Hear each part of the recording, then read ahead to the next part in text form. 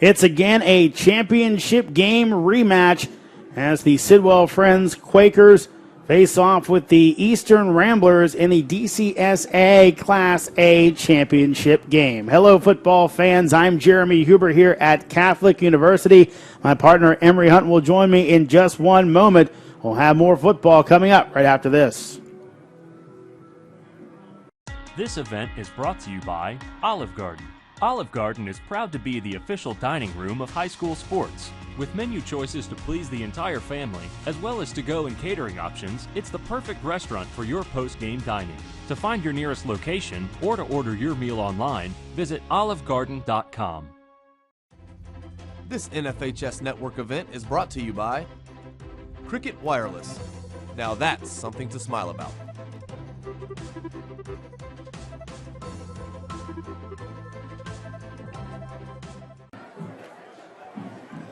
Welcome back to Catholic University. Almost ready for game time here in the DCSAA Class A Championship. Eastern versus Sidwell Friends. My partner Emory Hunt joins me. And Emory, this a rematch of last year where Eastern took the matchup. These two teams, a little bit different styles and a little bit different makeups of the team, but it should be an interesting game. It should be, especially when you have a rematch in the championship game. This one is for all of the crab cakes in Maryland, in D.C. So it's good to see these guys getting back in this title game, and we'll see if they have a different result.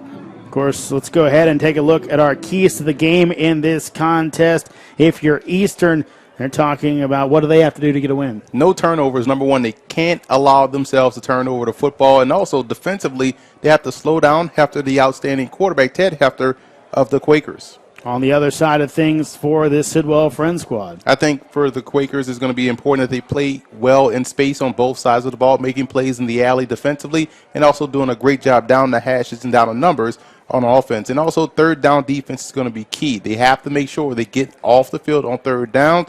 They don't have a deep team depth-wise, so it's important that they get these stops. Let's look at our players to watch in this contest. We start with Eastern and their standout quarterback, Jerome Johnson. And he's a tremendous dual-threat guy, nearly 1,800 yards passing, 19 touchdowns passing. But the rushing part is what could be an interesting part in this ball game, nearly 1,300 yards rushing with 15 touchdowns on the ground. And also to watch one of the top receivers on this Eastern team, number 11, Trayvon Battle. 6'2", 177, a senior prospect, a guy that has over 880 yards receiving, 11 touchdowns, and 57 receptions. Now let's flip it over. Sidwell Friends and their quarterback, Ted Hefter. A guy that has 2,600 yards passing, 23 touchdowns to only 5 interceptions. William & Mary is going to get a good quarterback in Hefter. He's a preferred walk-on there. Also to watch in this game, Dylan Graynolds, the wide receiver. At 18.8 yards a catch, that's impressive. 65 receptions and over 1,200 yards and 13 touchdowns. He's their big playmaker offensively. That's, of course, your players to watch in this contest. Coin toss out in front of us. You see it's the Ramblers in all navy blue today with some baby blue accents, some Carolina blue accents. On the other side of things, it's going to be Sidwell Friends in all white with maroon jerseys, maroon accents, a little bit of gray on those uniforms as well. Again, this is a rematch of last year's game, a game won somewhat handily by Eastern as they ended up going and getting the win, though it kind of came, it was a blowout, then it wasn't, then it was a blowout at the end. So kind of a game that maybe not as big of a spread as the score indicated.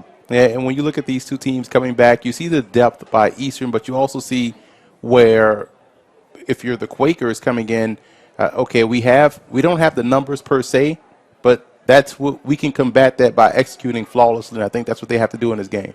The Sidwell Friends are going to go ahead and take the ball, and we're almost ready for kickoff here. I believe we're going to have a quick break for the national anthem.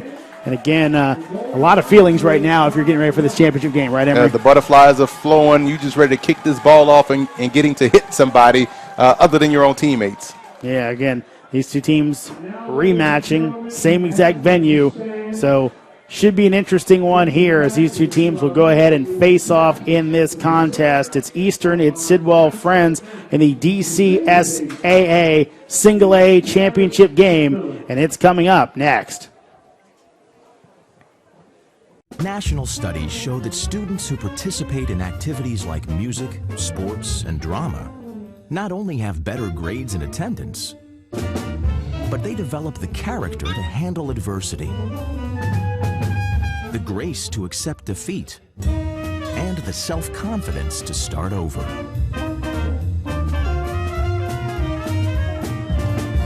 Take part.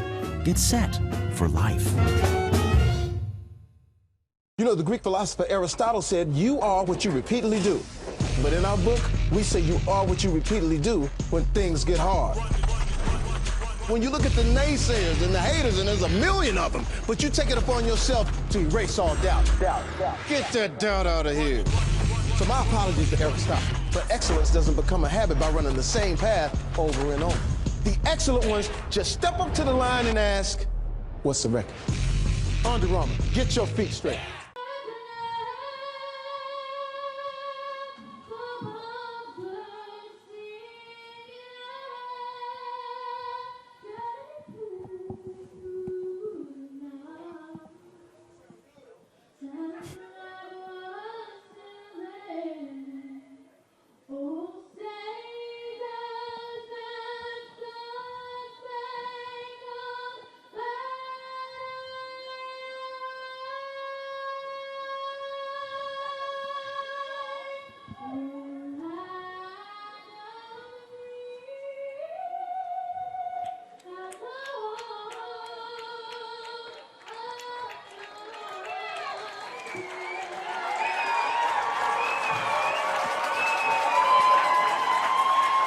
And a psyched up crowd ready for some football, as we're almost ready to get the DCSAA Single A Championship game underway. Jeremy Huber, Emory Hunt with you here at Catholic University, getting ready to call this contest. And should be a fun one. Really looking forward to what, again, our last game between Gonzaga and Friendship Collegiate took 3 hours. This one could as well. These two teams like to huck the ball around a little bit. I mean, I'm looking forward to seeing a great matchup, a fast game, a speedy game. And if this game is anything like that national anthem that young lady just sang, we're in for a treat. Look at the starting lineups you see on your screen right now. Of course, defensively, Eastern will go out first under Jason Strickland, their head coach. And of course, Sidwell Friends will go ahead and start on offense under head coach John Simon. Ted Hefter, their coach. Should be not Ted Hefter, their quarterback.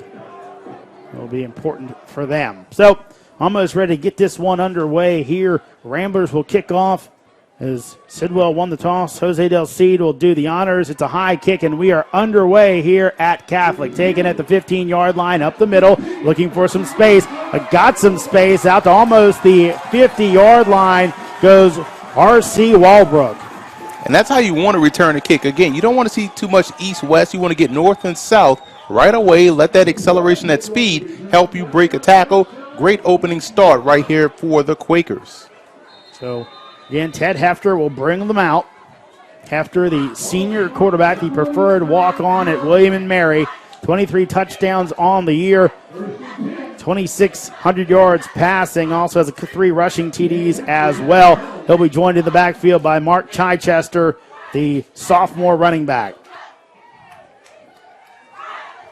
Hefter wearing 2 gloves, hands off to Chichester, running to his right. Chichester still on his feet, lunges forward. He's got 12, and he's got a great start for Sidwell Friends. And Chichester, the sophomore, is 6 feet 145. You see these guys who are anxious to play. They were ready to go. There's 2 explosive plays on the onset by the Quakers. So again, will be something to watch. Obviously, Eastern has a lot more players out there, a lot more depth. But you do look, there are some star-type players out there for Sidwell Friends. Obviously, Hefter, one of them, Chichester, another. So we'll see exactly what wins out in this contest. Chichester again running to his right. Again breaks a few tackles. Banged down across the 30, but he's close to another first down. Adds a little LaShawn McCoy to his game, making that one guy miss, making those 2 guys run into each other. A little wiggle right there on the outside. They're moving pretty quickly and efficiently offensively, our Sidwell Friends.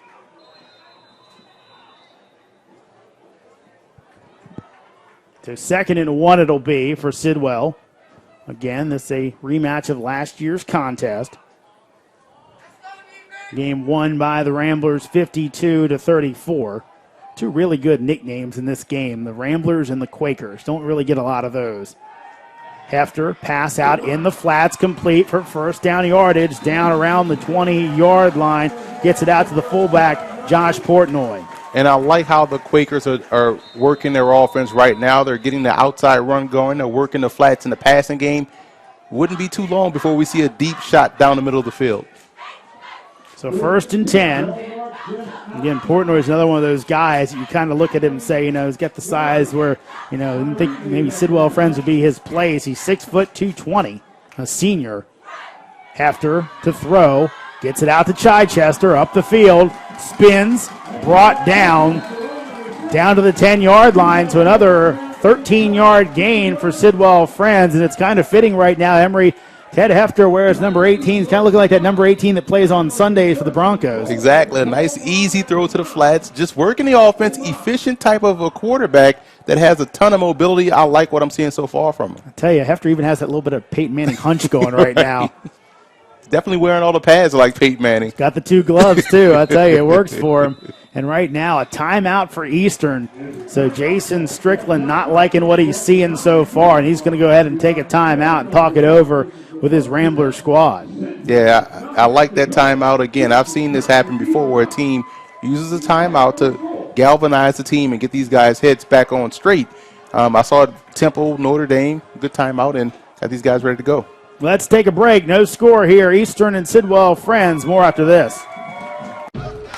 Doesn't it seem like the wireless world today could use a smile? At Cricket Wireless, we think so. That's why prices for our plans are all in, taxes and fees included. And we've got more 4G LTE coverage nationwide than T-Mobile or Sprint. It's what makes Cricket the happiest place in the whole wireless world.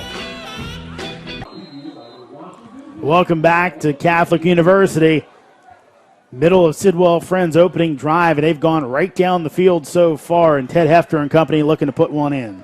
Yeah, you get out that timeout, kind of cooled off your offense if you're the Quakers, but you have to come right back out, pick up where you left off, and punch this one into the end zone. R.C. Walbrook into the game for Sidwell Friends.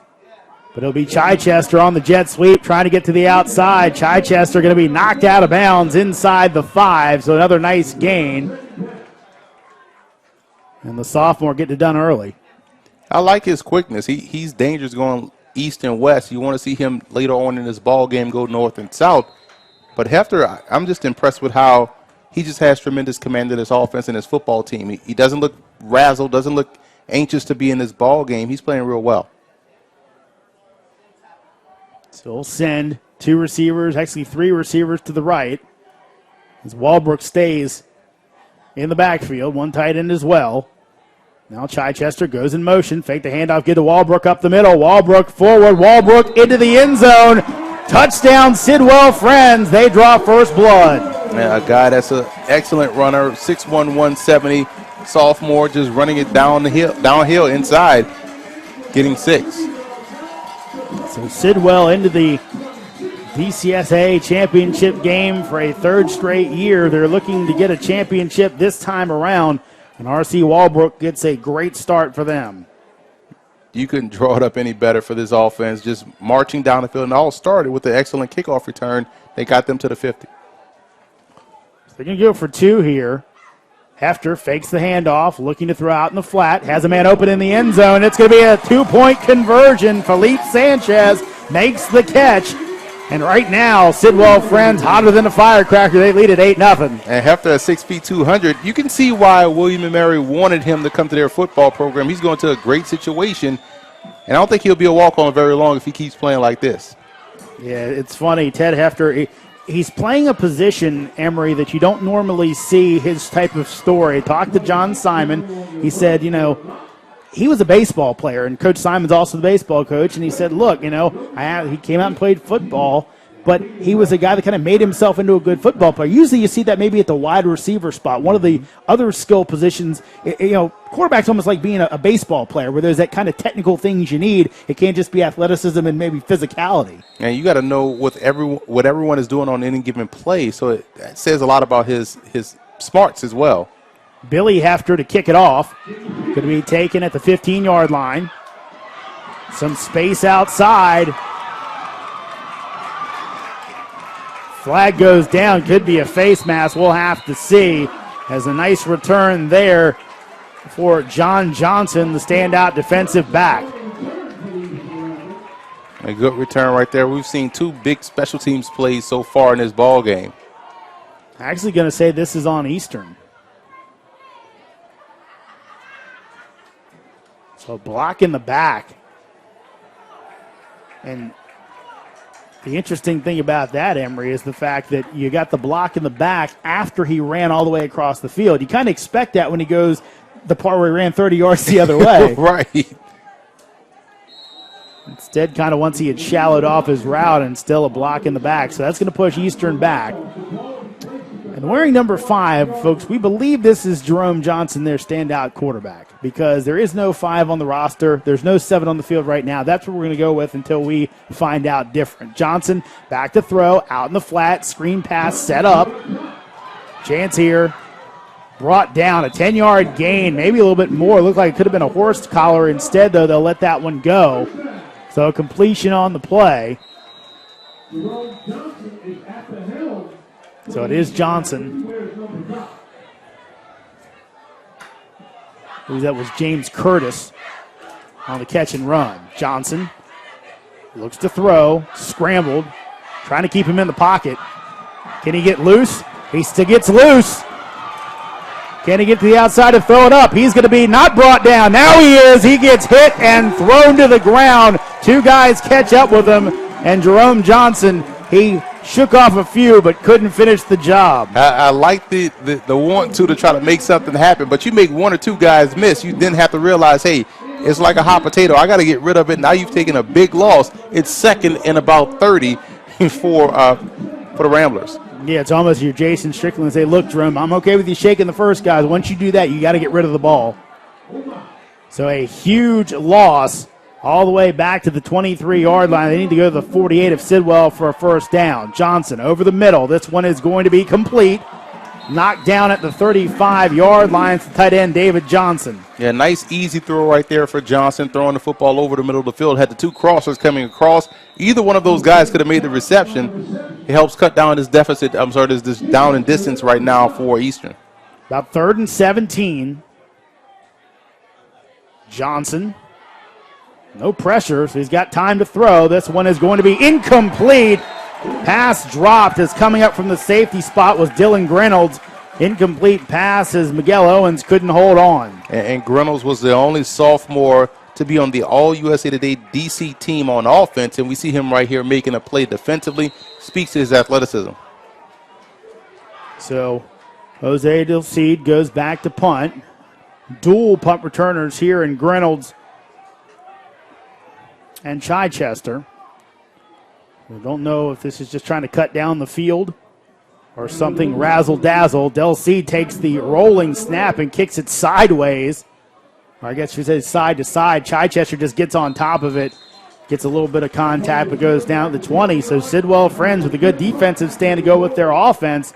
And I guess if you're thinking that's a shootout, it might be who gets the most stops, and Sidwell's on top in that category. You want to take away those possessions. When you're facing an explosive offense like that, minimize their effectiveness with the football and just maximize your own opportunities.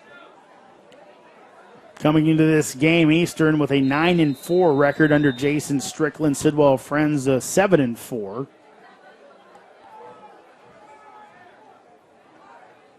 course, these 2 teams each having to win 2 games to get to this point. It's another thing to watch, Emory, is the fact that really Eastern playing their 3rd game in 10 days. Had to play the first round of the Stripes Division, the semifinals of the Stripes Division Championship on a Thursday, came back, played the Gravy Bowl, their championship game last Tuesday. Now they play tonight, and this one's almost, and it is not picked off, almost picked off there. Coming up from the secondary spot to make almost a great play was John Johnson. And Johnson did a great job baiting the quarterback in on that one, undercut that route. A soft throw going across the field, a far hash throw. Johnson nearly made an acrobatic play. But did not hold on to it. If he had held on the first time, might have had a pick six. Instead, gives Hefter new life. Let's see if he's able to take advantage of it. Two receivers each way for Hefter. His lone back is Walbrook, the 6'1", 170-pound sophomore. Now Hefter seemingly changing the play. High snap, gets it out, catch, nice move there to stay on his feet and get first down yardage by Dylan Reynolds. And you see why Reynolds is being recruited by a bunch of Division III programs, Northwestern, Purdue, and Columbia. I mean, to make that move instantly, that was almost, I'm going back here, that was almost like the Ike Hilliard play in the Sugar Bowl against Florida State, the stop and pop, they called it. I don't remember that one. I don't remember. I saw the wheels turning on that one. Don't remember. 1st and 10, need to get it to the 45-yard line. And I pride myself on my football history. Josh Portnoy, the tight end, went in motion. Chichester, nice run as he runs over a man, takes it for a 9-yard gain to the 44. To me, right now, it just looks as if the Quakers are playing faster than the Ramblers right here. I mean, you see a lot of explosiveness coming from their skill players. That offensive line is firing off the football. Defensively, we saw them make plays in space and getting after the QB. I'm very impressed right now. You almost wonder if John Simon got to his team and said, look, they got more guys than we do. We need to get off to a fast start in case we need that lead at the end of the game to hold them off. That's a good point right there. Like last year, they got behind and couldn't catch up, even though they made a nice run. Play action out in the flat. Portnoy just couldn't get the hands together. Well, tough when you throw to the fullback. Sometimes those hands aren't right. They weren't that time. And here's a guy that did a great job getting open. And Hefter, once again, making a nice throw. Hit him hit him in the worst spot, the hands. Could have been a first down here. Now they have 3rd and short. Well, it looked like he wasn't able to get the hands in front, so he had to kind of turn them sideways and just wasn't able to pull that one in. So, 3rd and 1 here. Big play for Eastern to force a punt possibly. Looks like they're going to stack the line of scrimmage a little bit. Those linebackers awfully tight. High snap over his head. Chichester's going to have to just try and fall, and he doesn't do it, though, and Eastern's going to get the ball at the 30-yard line. What a break for the Ramblers. A big-time break right there for the Ramblers. You'd think Chichester thought that no one was around him and just laissez-faire tried to fall on the football. You can't do that. You have to think people are chasing you. And just a great job by Eastern getting on that football. Now they put themselves in a situation where they're starting on the 20. Huge momentum shift after, at the very least, it looked like Sidwell Friends might have to punt it, but pin Eastern deep in their own end. Now Jerome Johnson gets to work with a short field, and you don't want to see that if you're the opponent. Johnson, 5 wides, over the middle. This one will be completed down inside the 5 for a first down. Yeah, they've worked that seam and that over route a lot in this ballgame. Well, not a lot, but just twice so far with their 2 offensive series. So it'll be interesting to see how Sidwell Friends comes up to try to cover that. They have to stop the tight end from getting open. Otherwise, it could struggle all day. That was David Johnson for the 15-yard catch. Handoff up the middle. Slung down the running back Angelo Tyree. It looked like he had a head of steam, was going to get into the end zone easily, but a big defensive lineman, believe it was Nathaniel Jackson, just roped him up and brought him down. Yeah, big is an understatement. He's 6'2", 295. Tremendous speed off the football. So now a little more conventional here.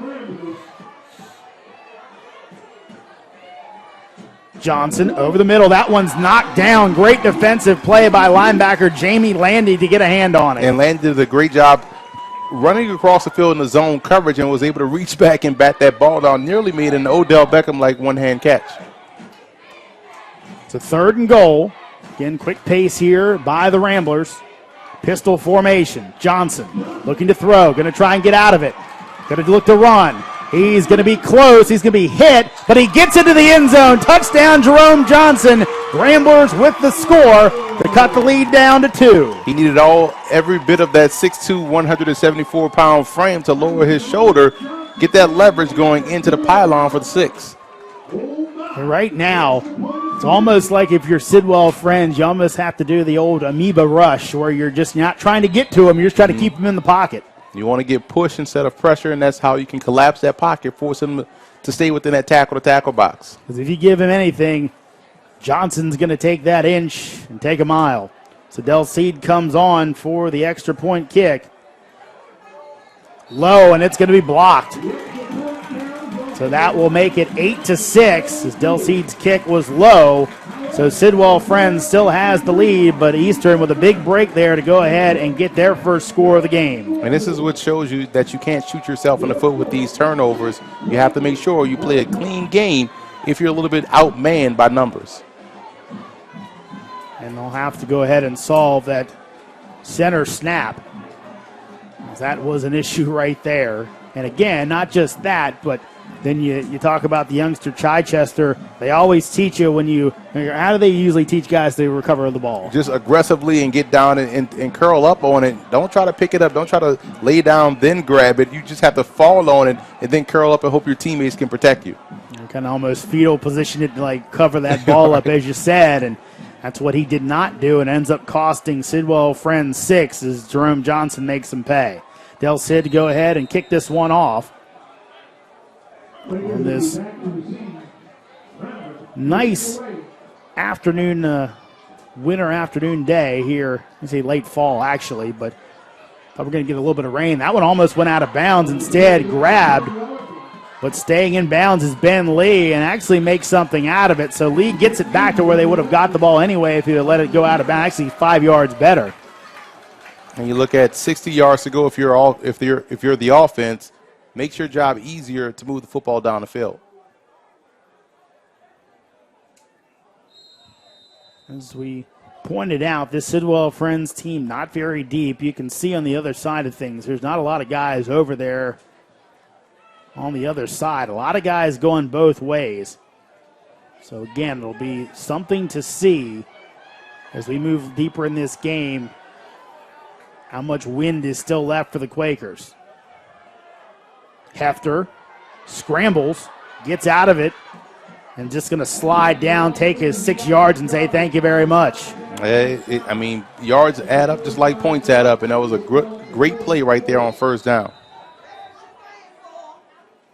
It's interesting, I think, to see as Hefter moves along in his career. Sidwell Friends huddling up on this drive. I believe they kind of went some no huddle last time, but, it's almost, I think this is maybe a product of the fact they have so few guys that they can't go at warp speed because they'd be too tired at that point. Exactly. Handoff up the middle, brought down is Walbrook. Nice tackle coming up by Charles Ellis, the 6', 182-pound junior linebacker. Yeah, you want to dictate the pace and tempo, and you can't all play at one speed like you mentioned because, again, this is what kills, let's say, the Philadelphia Eagles late in ball games because their offense is tired. You don't have the college numbers at your disposal. So you're absolutely right. That huddling up is probably calming these guys down and saving their energy. Hand off Walbrook. He's going to have first down yardage easily as he's submarined after a gain of 5 yards on the play. Javon Belt with the tackle. Two tall backs. Walbrook 6'1", Chichester 6 feet. Both guys have good acceleration and good footwork. Yeah, got some sprinter-type bodies out there. Got that old Eric Dickerson-type look. Right. So a 1st and 10 for Sidwell Friends. This was about the spot where they had the bad snap last time out. Nice snap. That one corralled, though.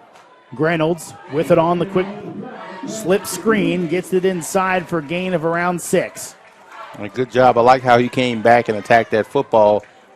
And that allows you then to hurry up and get underneath your wall of blockers that you have coming out to meet you on that screenplay. Sets up a 2nd and 4. Of course, one of the stories of Sidwell Friends season was their 2 wins over Murray. had a big comeback victory led by Ted Hefter. I believe they trailed by 25 in the fourth quarter, then actually beat them in comeback fashion as Chichester's brought down after a gain of 3. Sets up a second and third and 1, but beat Murray in the game, the semifinal game, to get here. So it was one of their seasons. Actually didn't win their conference title, the MAC championship. They ended up losing that to Flint Hill of Virginia, a Flint Hill team that made the Virginia private school playoffs out in the Commonwealth. Mm-hmm. So 3rd and 1 here from the 40-yard line. Walbrook with Hefter. 3 receivers the other way, 1 tight end. That's Sanchez to the right. Handoff. Walbrook's got first down yardage as he pushes ahead for about 4. You like how they're playing with control here, especially up front. I think they're controlling the line of scrimmage, their offensive line. Eastern with a couple of moves. Big Jawan Morris going to come out of the game. Morris weighs in at 5'9", 268, just a junior.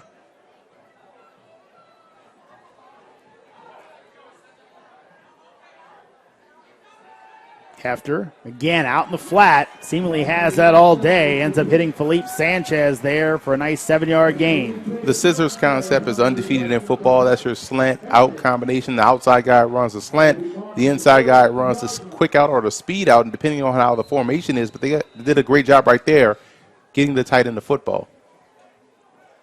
Again, they got some real nice weapons on this Sidwell Friends team. I mean, it's one of these things that if you could add about another maybe 15 kids, this would be a really good football team just to get the depth up. And John Simon talked about that. He said, look, part of that maybe even the concussion situation, but we're starting to get our numbers back up. But we dipped down really badly, down into the 20s, and now we're up at 30, and he's hoping to maybe kind of add a few more guys as time goes along, and winning a championship like this might do the trick. Reynolds with the catch. Got some space, still on his feet. Reynolds trying to cut back. He'll be slung down at the 10-yard line, but another big game for Sidwell Friends. Charles Ellis making the tackle. Yeah, a ton of talent out here right now for Sidwell Friends. They're doing a great job getting everyone the football, getting everyone involved. You have to like that about their game right here.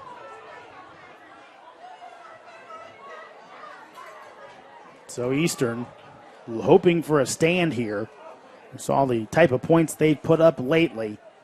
Big blowout win in the Gravy Bowl championship game, 45-8 over Bell, team that handed them a loss during the season. Hefter, quick pass. Lunging forward and just short of the goal line is Felipe Sanchez, but he should have very close to a first down. Very efficient offensive attack right here, and they're executing at a high level. If I'm Catholic University, I'm coming out scouting these guys. See some talent right here that they could use on their football team. Yeah. Of course, Catholic at one time, a real D3 power in the East Coast, kind of had fallen on some hard times. Of course, they had one heck of a passing offense back in the day as well. Handoff up the middle and stuffed. Believe that was Chichester, and the Ramblers front rose up that time. I believe actually gave him a minimal gain on the play, but not much at all. Yeah, advances Russell right there, 6'2", 253, just clogging the inside, making it very tough to move the football. So let's see if Sidwell snaps the ball here if they take their time. They're going away from the clock, and I think John Simon and his crew going to go ahead and tell the Quakers to hold up, and that will bring us to the end of the first quarter. The Sidwell Friends leads Eastern 8-6, but they're advancing on the goal line, looking at a big third down. We'll see if they get in right after this. This isn't Madison Square Garden. These drills probably won't make anyone a #1 draft pick, but these players are practicing for something important. While they work on their jump shots, they're also learning teamwork, discipline, self-confidence, how to deal with wins and losses. Skills that will make them winners long after they leave the court. Support high school activities in your community, because when kids take part, they get set for life. Welcome back to Catholic University here in Washington, D.C. Picturesque view of the nation's capital and some of the surrounds as we're up on the hillside here on the campus of the Cardinals. And the Ramblers and Sidwell Friends Quakers meeting up today. And Sidwell with the 8-6 lead as we get ready to start the second quarter. Emory, your early thoughts on what was a pretty exciting first stanza. I like how Sidwell Friends, they're getting the football in the hands of their playmakers and they're making plays. And I also like how the Ramblers came out and did a great job just operating with tempo when they had the football. Now they need their defense squad to step up and get a stop here. So the one drawback to this Sidwell team is they don't really have a true power back. Walbrook 170, Chichester 145. TJ Horn was part of the team earlier on in the year. He actually had some decent yardage, was a 220-pounder, but not available now. So we'll see where they go with this. Looking at a 3rd and 1 here. Portnoy, the fullback, goes in motion. High snap, and Hefter's going to keep it. Hefter's going to be into the end zone. Touchdown, Sidwell Friends. Faked everybody out and then dove in for the score. A quarterback that has the mobility, you want to utilize that, and he got it into the end zone for 6, increasing their lead to 8 right here. Not as exciting as Jerome Johnson, but just as effective. Has a little bit of Jake Locker in this game, too, a guy that's compact, strong, physical, that can run and also make every throw on the football field. So Sidwell, they go for 2. That's their thing. And they're going to do it again here. They got the first with Hefter's 2-point run. We'll see where they go this time as Chichester, the back of the backfield. Reynolds goes in motion. Quick pass out in the flat. That one's going to be caught off the deflection. Dylan Reynolds for 2. It's the second time in this ball game a Rambler defender had an opportunity to pick off a pass. That one goes right through the defender's hands and into the hands of the receiver for 2-point conversion. I believe that was Anglis Tyree, the cornerback, had a chance to pick it off. Of course, in high school, it would be a dead ball, but still, you wouldn't give the points up. Instead, Sidwell Friends now leads by 10. Blown opportunities, man. You have to make sure when you get those unique situations to make a play, whether it be a turnover or a key stop or a big play. Let's say in the passing game, you have to convert. That was a key drop on the 2-point conversion. Now there's a 2-possession game instead of 1. Billy Hefter on to kick off.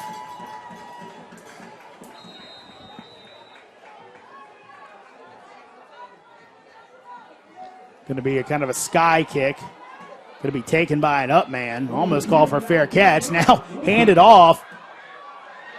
Still on his feet.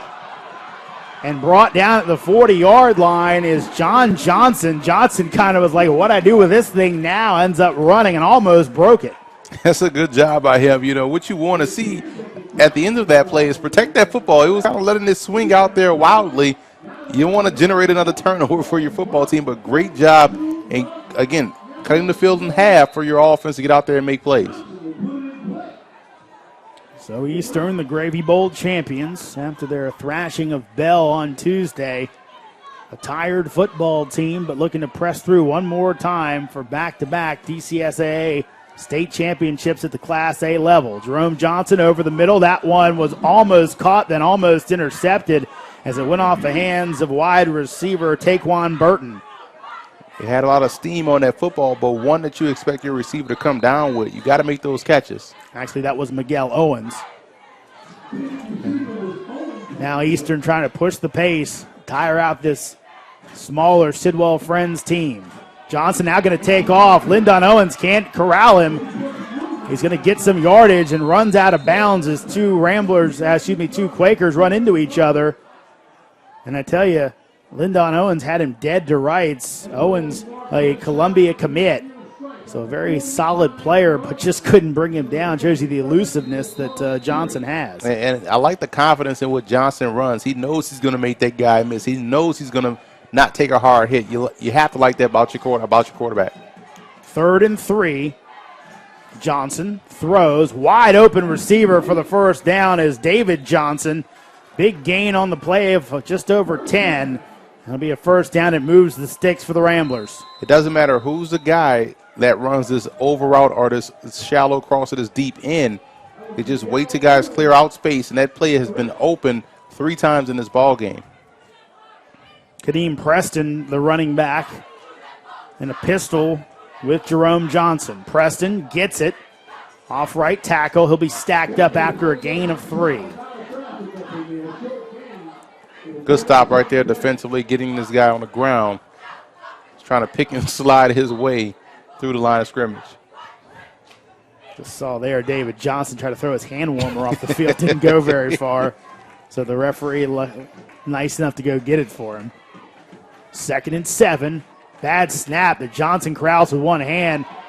Harris on him, going to have to keep running now. He's going to be dead to rights and brought down. And again, Jerome Johnson didn't get rid of him, and now getting up a bit slowly. I hope he's okay. I think just his pride hurt on that one as he got corralled there by the duo of coming up from the side. Lyndon Harris also joined there by number 36, the linebacker Josh Portnoy. Yeah, Portnoy did a great job not taking the cheese, so to speak, as far as not falling for that first juke move. But if you're Johnson, you have to understand where you are on the football field, and you have to get rid of that football. You can't take negative plays and put yourself in a 3rd and long situation. Especially an offense like they have where they're big plays at any time.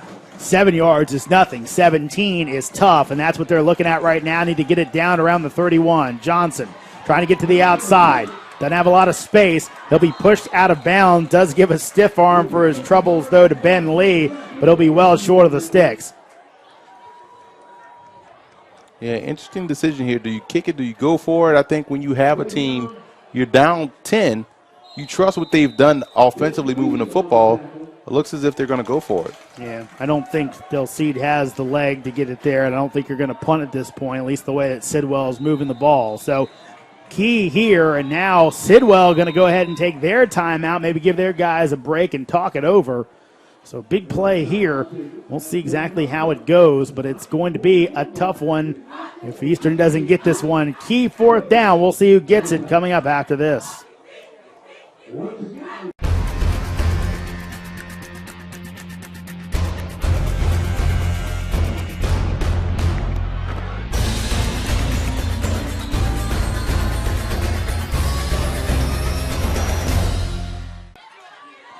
Welcome back to Catholic University. DCSAA Class A championship game, a rematch of last year as Sidwell Friends leads Eastern 16-6 here in the 2nd quarter. Emory, a huge 4th down here as Eastern's going to go for it. They need 7.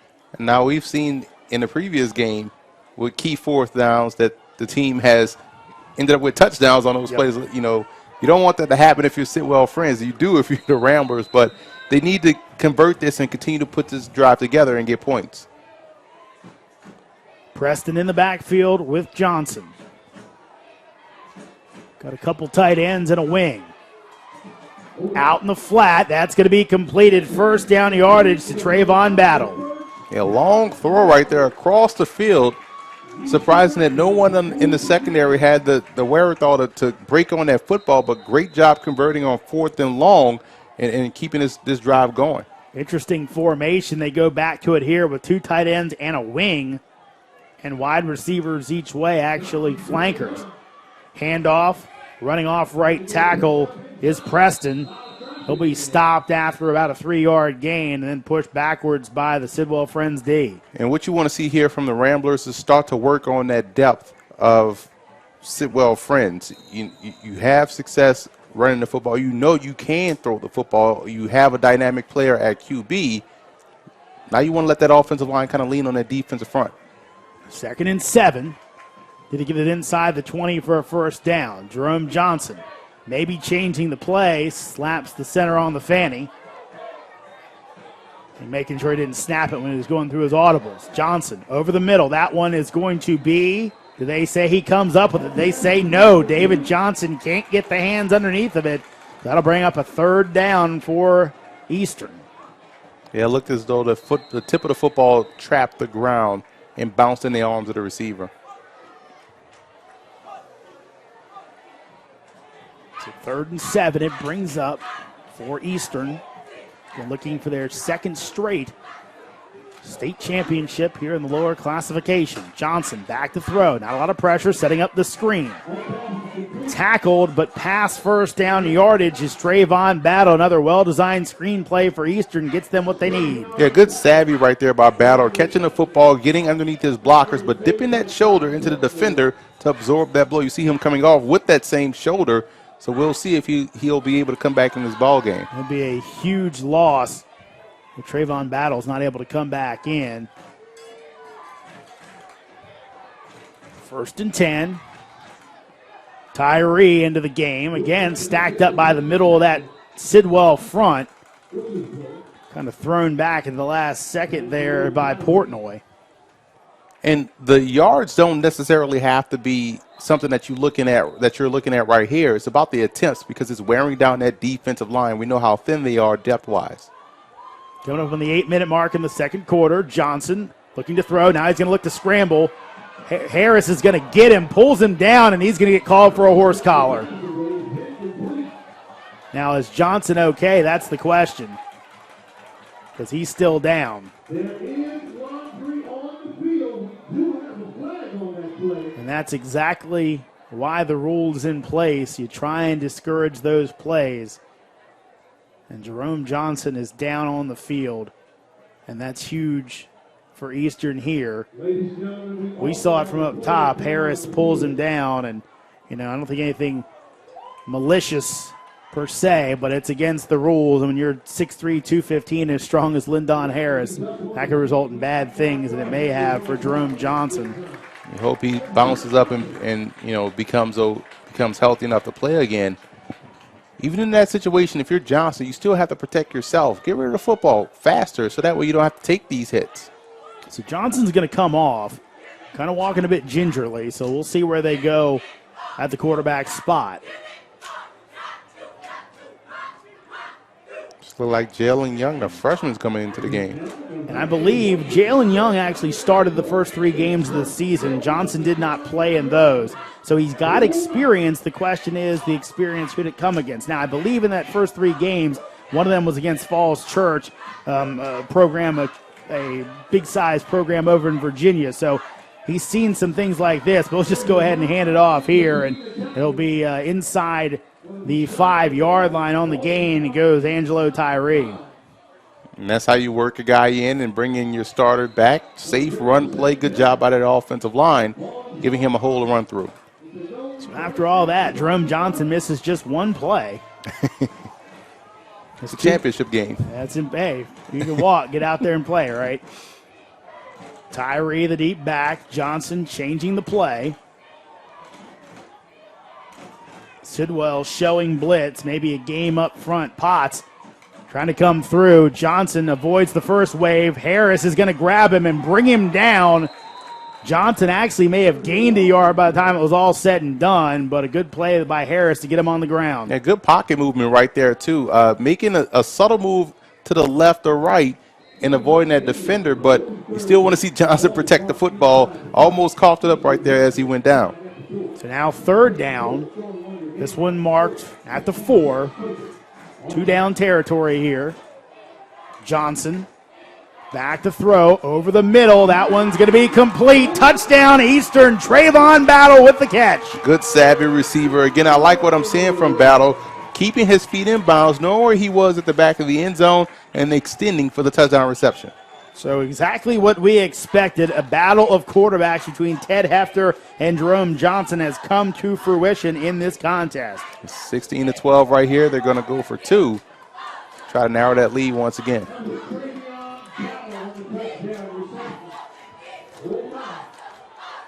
So with field goals, probably not an option for either team, though maybe for Eastern. So Del Cid probably could put one through. This one going to be complete. And again, it's Trayvon Battle for 2. So that cuts it down to a 16-14 game.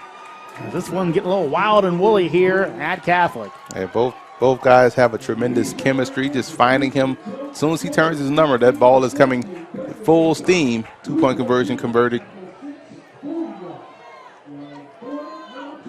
And just saw Jose Del Cid. Jason looked like Jason Strickland yelling at his kicker, so maybe he didn't like the way he kicked it off last time. Wants him to put it in a certain spot to see where they go with it. Remember, lot of the speed back deep. Kind of that midline is for most teams is your kind of athletic bigs. You got Lyndon Harris there. You've also got Josh Portnoy there.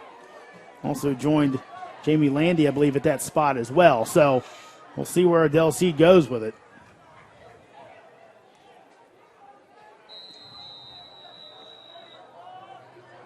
Two-point game here. An exciting one so far here in the Class A championship. Half the Ramblers bench. That's a sign they're pointing which way to kick it. Lyndon Harris, the big man's going to pick it up. Trying to get to the outside. Harris hit and brought down. Ball comes loose, but they say he's down as he's marked at the 37-yard line. You see a big number 66 making something happen. You might not get another opportunity to carry the football, so you better make the most of it when you do. It's got to be a scary sight.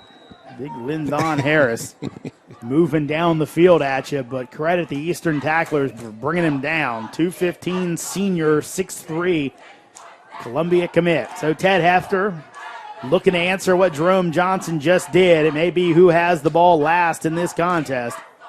Remember, Sidwell Friends, they took the ball, didn't defer when they won the coin toss. Chichester running to his right, cuts it back, hit and brought down, takes a forearm to the back of the head on a tackle. He'll be brought down. Looks like he's okay, and they'll have a 9-yard gain. I feel like the Quakers can have this running game whenever they want to. They've done a great job running off tackle. They allow their backs to cut back inside. So I think this run game right here for Sidwell Friends could ultimately determine how well they do in the second half. 2nd and 1 here for Sidwell. And again, they're taking their time. I think John Simon on the other sideline would love to see his guys score with maybe about 10 seconds left. Give no time for Eastern to rebut, especially when they'll get the ball to start the second half. Hefter, play action, wide open, has his tight end. Sanchez brought down at the 35-yard line, but another big gain for Sidwell Friends. Good route combination right there. They sent the outside receiver deep down the field, took away the corner, and they leaked the tight end back over the field. They hit Eastern with a little bit of their own medicine with a tight end over route. Big gain, big completion, first down. Over 20 yards on the gain. And Sidwell again in business in Eastern's half of the field. Now a little power pistol here with the up back Portnoy off to the side of Hefter. Hand it to Chichester, cuts it back all the way across the grain. Chichester run out of bounds at the 25-yard line, right near the sticks. Well, Chichester's having himself a game today, doing a great job running inside, outside. They can't seem to get a good hit on him. He's just having a heck of a day running the football. Really, everybody's doing good stuff on the offensive end. Chichester does actually not have a score yet. Walbrook had the touchdown run, the first of the game. And Hefter with touchdown runs on 2-point conversions. Had a pass as well for one of them, also had a touchdown run. So Hefter checks out that formation, has receivers each way, Lee and Reynolds. Man goes in motion, so kind of a power side to the left. That's the way they run. Chichester, good movement by that left side of the line as Chichester brought down after a gain of 7. And really, you talk about what they did there. They had Lyndon Harris, and they bring over the tight end in Sanchez and Portnoy. That's a lot of beef right there. A lot of beef, and they want you to get off a block and make a tackle, but when you have good blockers, good movement, good athleticism, it's going to be tough to do. So they're really challenging the physicality of that defense of the Ramblers. 2nd and 4. Couple swaps up front. Eastern bring a little more beef on with Vancis Russell. Come up on the 4:30 mark here in the second quarter. Sidwell leads by 2. Rollout pass. This one's going to be over the head of the intended target, and again almost picked off as John Johnson got hands on it but couldn't pull it in. Yeah, John Johnson nearly had 2 interceptions on the day. This is another one that could have went back for 6 had he picked the football off. Good route combination, but he read it well. And I really like how he's playing. He's reading the coverages. He's reading the route combinations and doing a great job breaking on the football. You just have to convert and pick one of those things off. So 3rd and 4 here. It'll be 2 down territory for Sidwell. Of course, as they haven't kicked an extra point yet, so you know they won't be kicking a field goal. 3 receivers to the short side of the field. Interesting formation. Walbrook, here's your back. Chichester's going to get it on the jet sweep, trying to get the first down. He'll get it. Chichester across the 10-yard line, marked down near the 5. So that jet sweep has worked all day for Sidwell Friends. It continued there. A good run right there. Again, setting the guy up, giving him a little shoulder fake outside, then cutting right back inside. Good move right there by Chichester. So now, coming up on 4 minutes to go, Eastern will get a chance to rebut. So under the time-consuming drive out the window for Sidwell Friends. But they would just as soon have the points. But a long way to go. Need to get that last final 5 yards. Hefter, again, looking over the defense as Eastern showed blitz. Then dropped out. Hefter hands off up the middle, close to the goal line is R.C. Walbrook. They'll bring him down short of the 1. And I like how they're working their backs in rotation, just getting guys in. You know, you go with Mr. Outside, Mr. Inside, and it just mixes things up for their defense to try to adapt. So 2nd and goal here. And actually they'll spot this ball back at the 2. Like where the referee had come in was near the 1, but instead 2. So maybe Sidwell will take a little more time than they thought. Now Hefter realizes it's running down on the play clock, so he hurries it up. Wanted to switch things out. Now he's just going to go and keep the play. Chichester trying to get to the outside. Will cut it back in. And he walks into the end zone. Chichester a little cha-cha to get past the last defender. And Sidwell another touchdown on the board. Gotta like how he's running, man. Doing a great job just finding the subtle creases in the defense. And he, for a guy that's 6'1", 6 feet, he's able to slide through those cracks like a smaller back and has done a great job today. So here we go. 3 minutes exactly on the clock. Sidwell up 22-14. Again, they don't kick the extra points. They're going for 2. So the question is here, if you're Eastern, it's almost like midget football where you get with the young guys where you say, look, you know, it's all about getting the stops on the 2-point conversions. We're both going to score on each other. You look at it here, and Eastern could be very big if they can go ahead and keeps it at a 1-possession game. It's a big play in the game right here. I know it's early, but still a critical play. And now a flag goes down. This is going to be a delay of game on Sidwell Friends. Oof. And Emory, they had 2 timeouts left. Yeah, you probably should have taken a timeout, but I do think with their offense and what they like to do, throwing the football, you may have that tight end over with the tight end going behind it deeper, those layered routes. This may have worked out best for them in this situation. Well, they've been running the ball so well, this probably takes that threat away. Now they're slow getting out of the huddle again. Now the back judge again checking his watch. Going to put the hand up. They'll get the play off. Hefter looking to throw. Flag down. Pass is caught in the end zone by Ben Lee. Let's see what the flag is. This could be a pick play.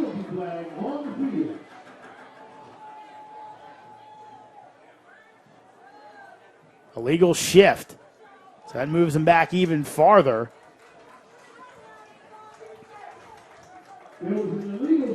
Okay, I'm out of ideas now. I mean, you back yourself up. You know, now it's just like a regular play. So you're going to have to make sure these receivers not only just get open, but also get in the end zone. So this is big. And even if you did have a guy that really could kick this, which Sidwell doesn't have, or they'd be using 1 extra point, you'd think. It's probably too far out at this point. You know, it's the one thing you're talking about now. This extra point would basically be about a 30-yard field goal. So Hefter will try again with Walbrook next to him. Hefter going to get hit, going to get sacked. Big hit coming off the corner. And Ted Hefter going to get up a little bit slowly. He gets helped up, but a big sack coming off the corner there. Nasty looking hit right there, and glad to see him get up and walk off. Slowly, but walk off, and hopefully he's ready to go to the next series, but took a big hit. Held the football a little bit too long on that one.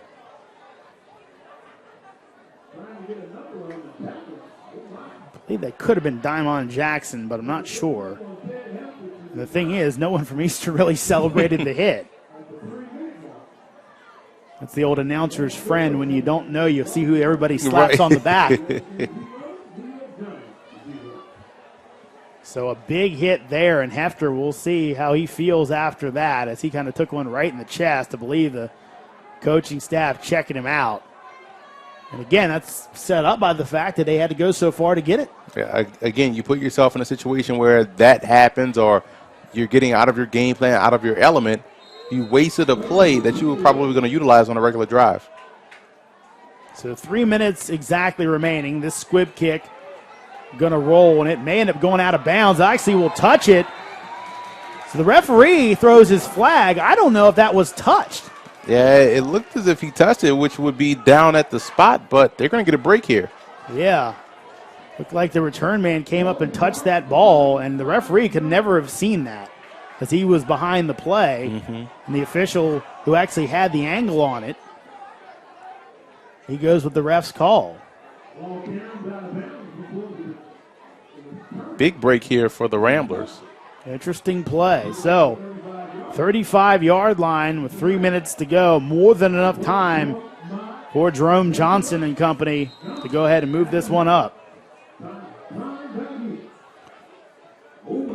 So 1st and 10 for the Ramblers.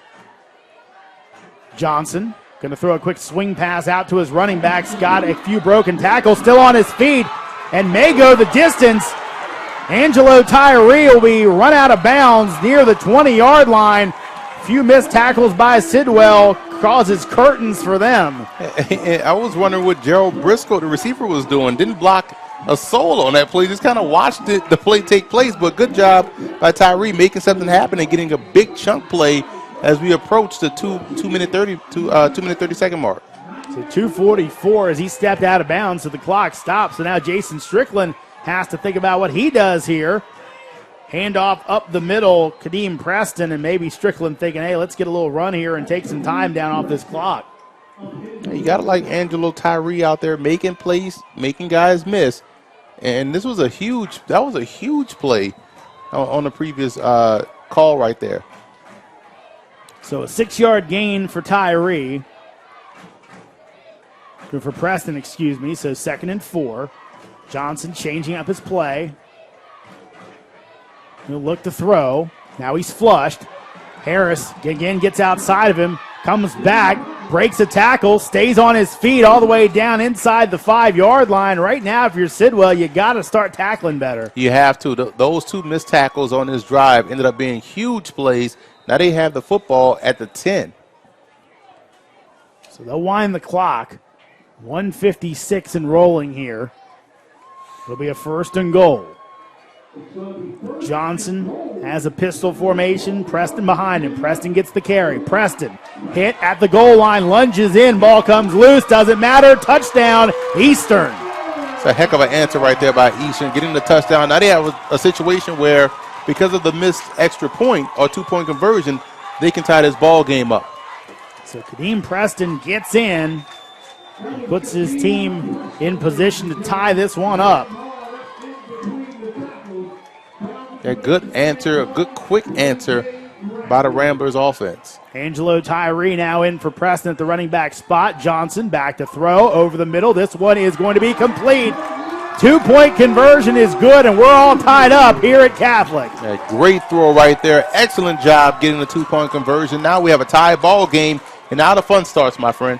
I'll tell you what, at some point, Sidwell Friends has got to cover that. That looks like that's the same exact play they've used the last 2 times, and it's worked like a charm. Exactly, man. That deep in route by the receiver coming across the formation and giving the quarterback the passing window, and we know Johnson has the arm to squeeze it in there.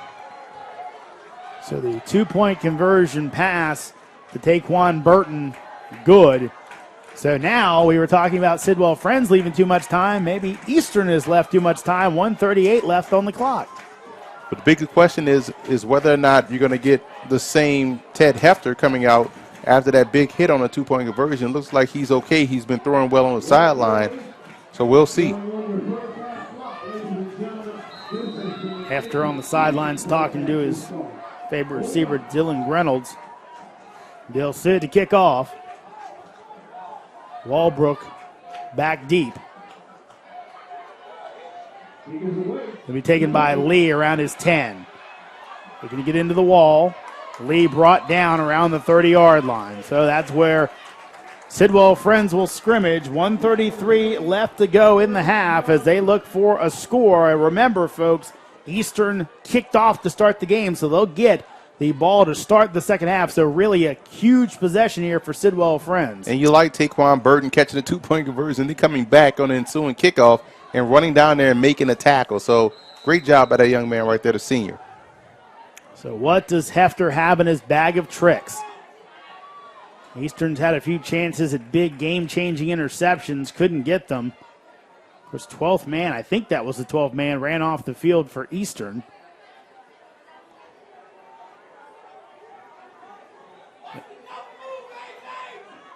Hefter, slant route, incomplete, missed his man, looking for Reynolds. Yeah, timing route right there went awry.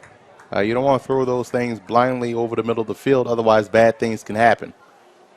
So now a little swap in personnel as Portnoy leaves and Walbrook comes on. At this point, Emory, do you have to think about running the ball? You have to, because your run game has had success, and that could allow you a situation where you can rest your players, get into the second half with the score still tied. Hefter. Incomplete as he threw it a smidge behind Lee. Still a catchable ball. I think he was looking up the field. Now you look at the Ramblers on this play, in this situation. If they get a stop, they take a timeout. Now they have an opportunity to get the ball back and try to score. Depending on what Sidwell Friends does here, if they throw the ball and it's incomplete, they'll have 2 timeouts to make a drive here. So interesting situation. Jerome Johnson putting his helmet back on. He's ready to get back out there. 3rd and 10. Walbrook back in the backfield along with Hefter in the shotgun. Hefter back to throw. Flushed. Going to be hit. Going to be sacked. Big play up front coming up. Matt Mabenga makes the tackle for a huge loss on Hefter. Eastern takes a timeout. They're going to have a chance to blow this game open, whether if they can get a score here and a score to start the second half. That's a heck of a job right there, fighting through a block, getting to the quarterback, and having the strength to bring him down. That's a big guy to bring down. Great job right there by Eastern. Benga with the big play. And that was one of those things you can always second guess, but maybe a run on second down wasn't the worst play. At least make Eastern take their timeouts. Now they take one, but still have one left. It's chess, not checkers. You have to try to also game the situation in addition to the opponent. So 4th and extremely long here. And Eastern going to send 2 guys back for the return. John Johnson, one of them.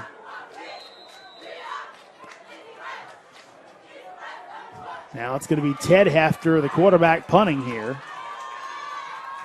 Hefter. End over end kick. Taken at the 40-yard line. Staying on his feet. And then losing yardage is Thomas Drew. Exactly what you didn't want if you're Jason Strickland.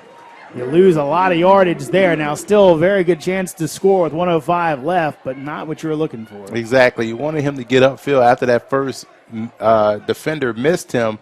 Just get upfield, get what you can, but don't lose yards in this situation. So it'll be marked down at the 34 or the 33-yard line. Johnson will come out with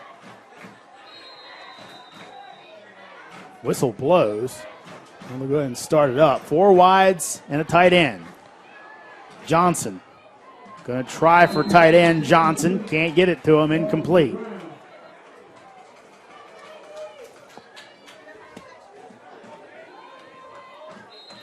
Bring up a 2nd and 10 here. Remember, this game kind of going a little different than the last time. These two teams hooked up in last year's championship game at 52-34 win by Eastern. Johnson wrapped up, and he'll be brought down this time, and big Lyndon Harris, the guy to do it. A big job right there. Good job right there by Big Lindon Harris, who's going to Columbia. And they've gotten a guy that fits their mold, a strong, smart defender with a lot of athleticism. We saw that on the kickoff return, but great job in this situation getting the sack because, again, you force him to use a timeout. You also allow yourself an opportunity to possibly get the ball back. So 51 seconds left. Jerome Johnson kind of grimacing in pain a little bit. He got thrown down. And not only did Harris put him on the ground, but I think Jackson, the big defensive tackle, might have got on top as well as he was making a play. So question now for Jason Strickland is, what does he do?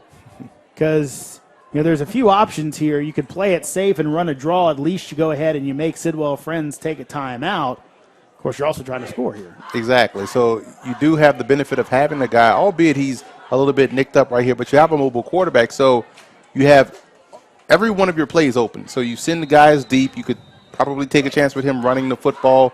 You can call it a design run. You do have a great receiver in battle that you can try to get the football to, or maybe like a skinny post, depending on the coverage. I think they have to take a chance downfield. We haven't seen that deep shot from this offense. We've seen a lot of short to intermediate plays in the passing game. Well, if it's going to be a draw, it's going to be a quarterback draw as Johnson all by himself in the backfield. Harris coming after him. Harris with the sack. Ball's loose, picked up by a lineman. He'll be tackled out at the 20-yard line. And Sidwell Friends, will they take their last time out? They will.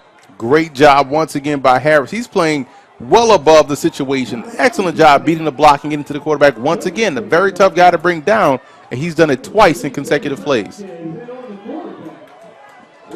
So timeout by Sidwell Friends. And I think actually they have one timeout left. So maybe that last timeout was taken by Eastern.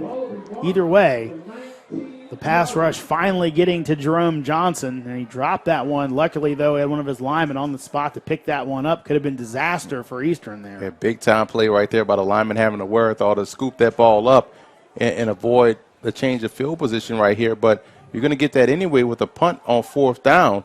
I doubt they go for it on 4th and 20. Now here's the question. What does Sidwell do? I think they like to return the punts, and they're sending Chichester back. But after a really bad snap last time that Del Cid did a good job to get rid of, you almost think, do you want to go for the block here?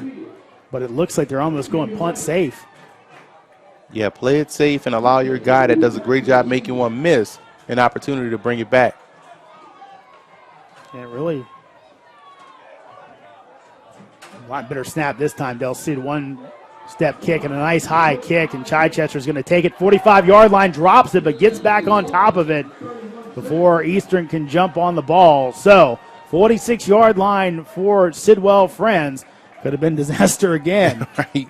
Something about Chichester not just falling on the football he has an issue with, but just got to hurry up and get down and corral that thing to avoid a turnover. Credit the Eastern special teams there, as after a shaky first punt, that was perfect. Great blocking, great coverage, and a nice high kick by Del Cid. Great job right there forcing that fair catch as well.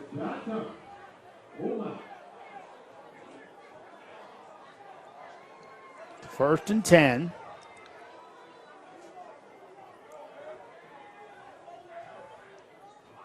And actually, now Chichester in as a Wildcat quarterback. He's going to keep it off the read option, and the flag goes down. So this will be an interesting call, as it will stop the clock 1, and we'll have to see what the call is. They're going to point back at Sidwell Friends, so going to be a hold.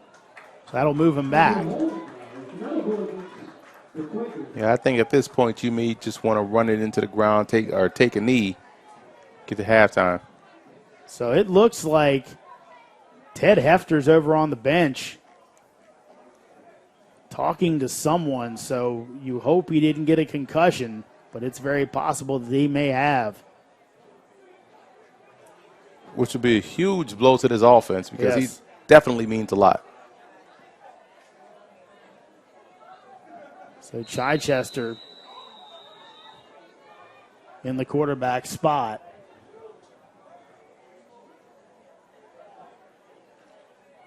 And he's going to run to his right. And just will head out of bounds. And will stop the clock. With 7 seconds left. So the big hit on Hefter came on a 2-point conversion. He came back out the next series, but then has not come back out for this one. It doesn't look like, we believe that's Ted Hefter on the other side of the field sitting on the bench. Looks like his pads and everything.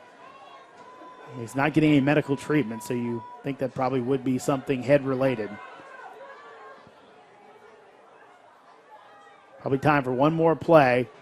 Fumbled handoff as Walbrook just falls on top of it, and Sidwell friends more than content to let this one run out.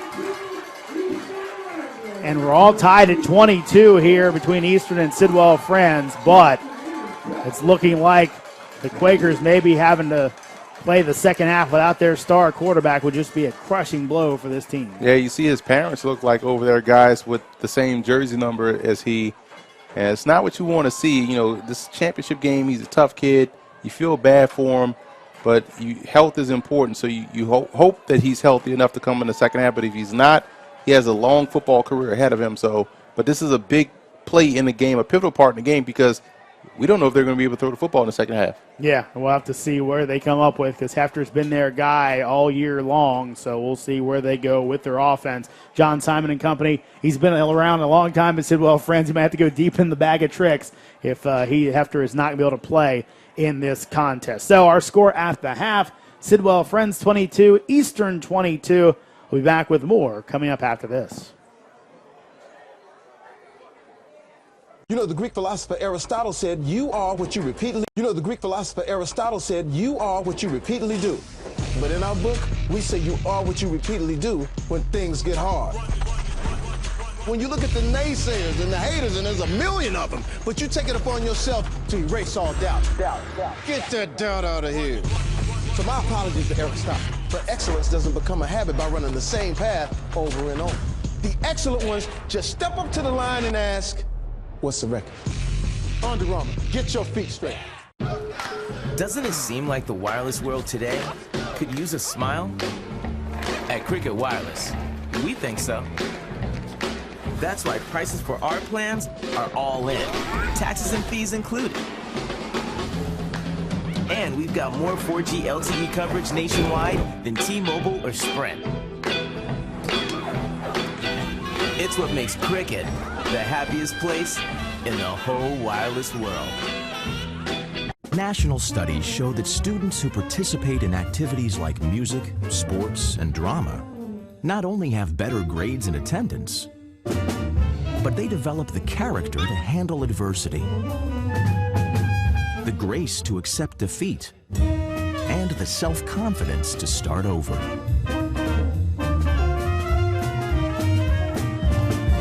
Take part. Get set for life.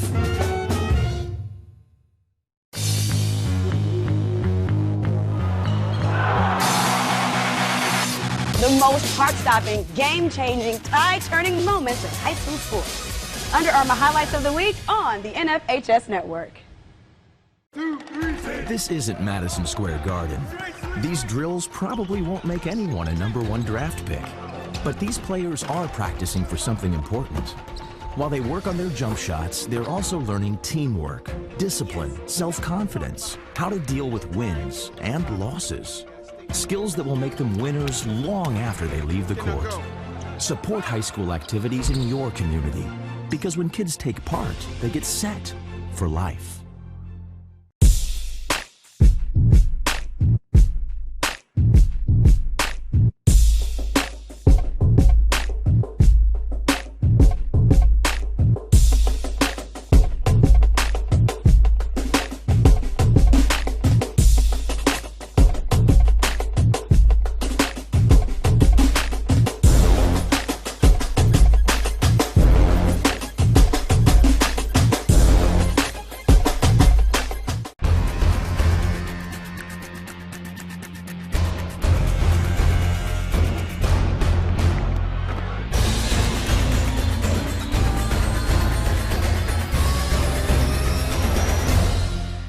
It's easy to spot people who participated in high school sports and activities. Right on time. They learned important lessons like leadership, teamwork, respect. Hey, our meeting moved to 10. We'll be ready. Values that last a lifetime. We need to focus on 3 factors. Support high school sports and activities in your community. When kids take part, they get set for life.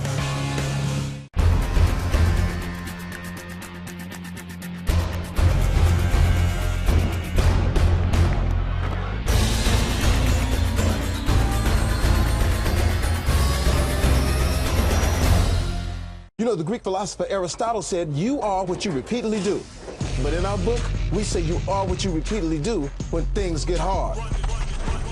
When you look at the naysayers and the haters, and there's a million of them, but you take it upon yourself to erase all doubt. Get that doubt out of here. So my apologies to Aristotle, but excellence doesn't become a habit by running the same path over and over. The excellent ones just step up to the line and ask, what's the record? Under Armour, get your feet straight. Doesn't it seem like the wireless world today could use a smile? At Cricket Wireless, we think so. That's why prices for our plans are all in, taxes and fees included. And we've got more 4G LTE coverage nationwide than T-Mobile or Sprint. It's what makes Cricket the happiest place in the whole wireless world. National studies show that students who participate in activities like music, sports, and drama not only have better grades and attendance, but they develop the character to handle adversity, the grace to accept defeat, and the self-confidence to start over.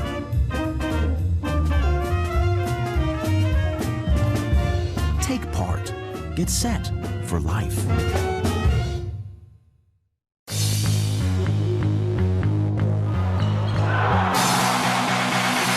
The most heart-stopping, game-changing, tie-turning moments in high school sports. Under Armour highlights of the week on the NFHS Network. This isn't Madison Square Garden. These drills probably won't make anyone a #1 draft pick. But these players are practicing for something important.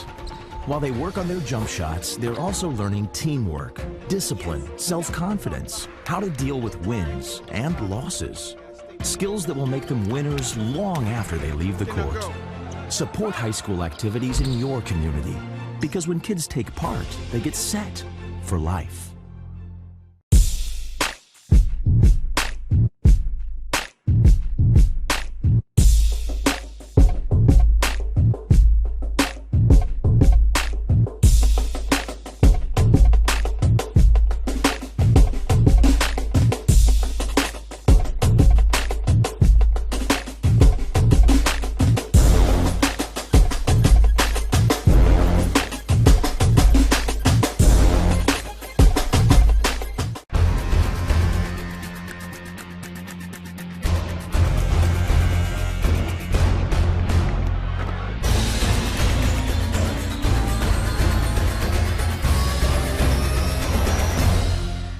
It's easy to spot people who participated in high school sports and activities. Right on time. They learned important lessons like leadership, teamwork, respect. Hey, our meeting moved to 10. We'll be ready. Values that last a lifetime. We need to focus on 3 factors. Support high school sports and activities in your community. When kids take part, they get set for life.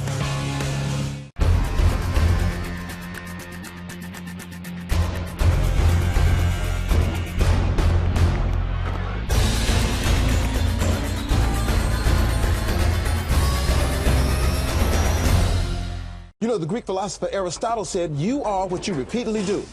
But in our book, we say you are what you repeatedly do when things get hard. When you look at the naysayers and the haters, and there's a million of them, but you take it upon yourself to erase all doubt. Get that doubt out of here. So my apologies to Aristotle, but excellence doesn't become a habit by running the same path over and over. The excellent ones just step up to the line and ask, what's the record? Under Armour, get your feet straight. Doesn't it seem like the wireless world today could use a smile? At Cricket Wireless, we think so. That's why prices for our plans are all in, taxes and fees included. And we've got more 4G LTE coverage nationwide than T-Mobile or Sprint.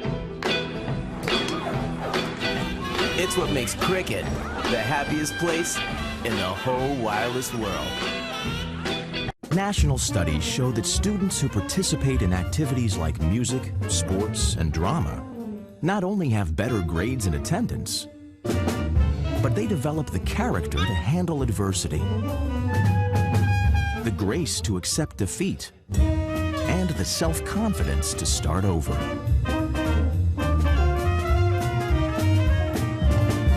Take part. Get set for life.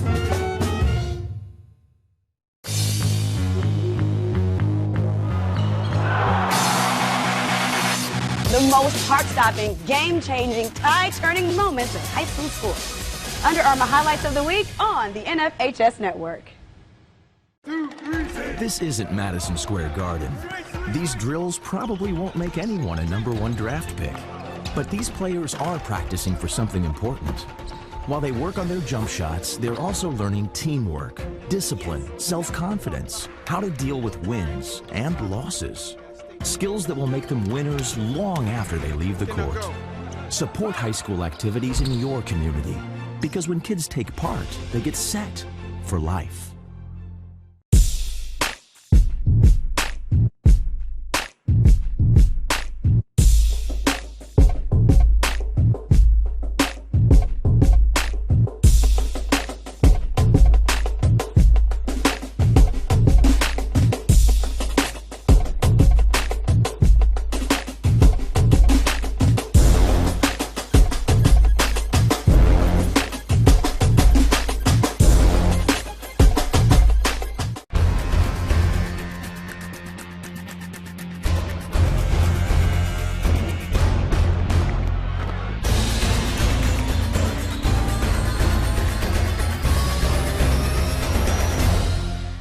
It's easy to spot people who participated in high school sports and activities. Right on time. They learned important lessons like leadership, teamwork, respect. Hey, our meeting moved to 10. We'll be ready. Values that last a lifetime. We need to focus on 3 factors. Support high school sports and activities in your community. When kids take part, they get set for life.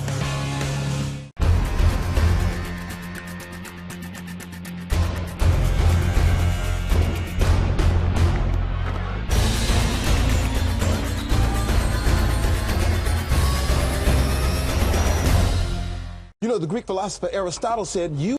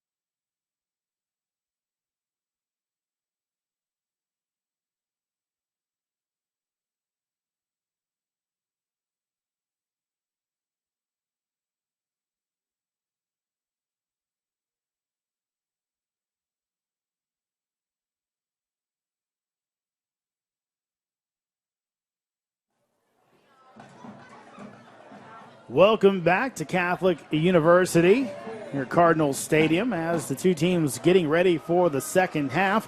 All tied up at 22. Sidwell Friends and Eastern here in the DCSAA Class A championship game. And Emory, some interesting news from the half. Ted Hefter was sitting off to the side during that last possession, wasn't coming in, didn't look like he was being treated for anything.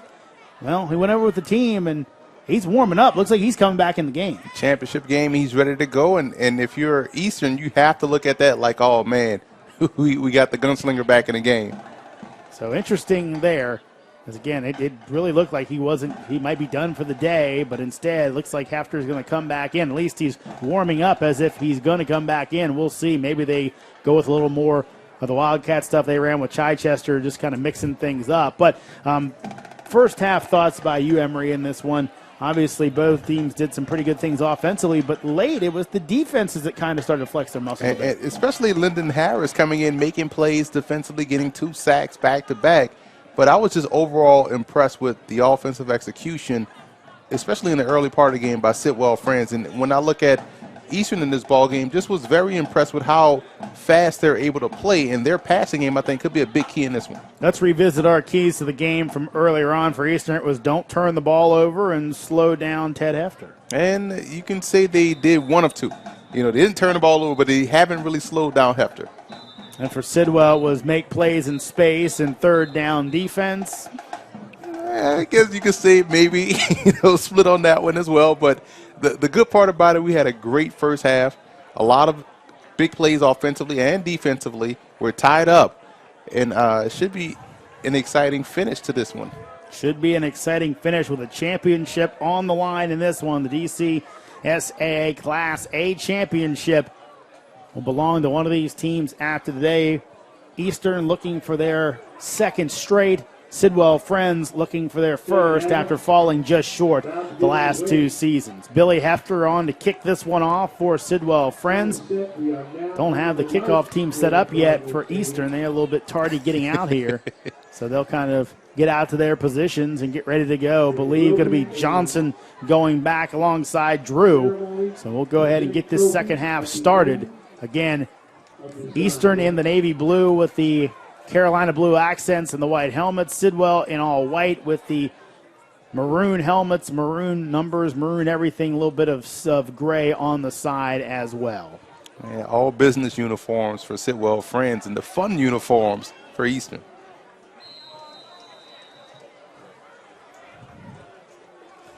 Hefter approaches.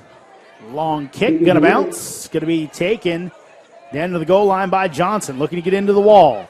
Trying to point out some blockers. Cuts back across the field. Gets a good block on Hefter. Then he gets met at the 20-yard line by 2 linebackers taken down there. I believe Landy getting in on that tackle. Also Potts.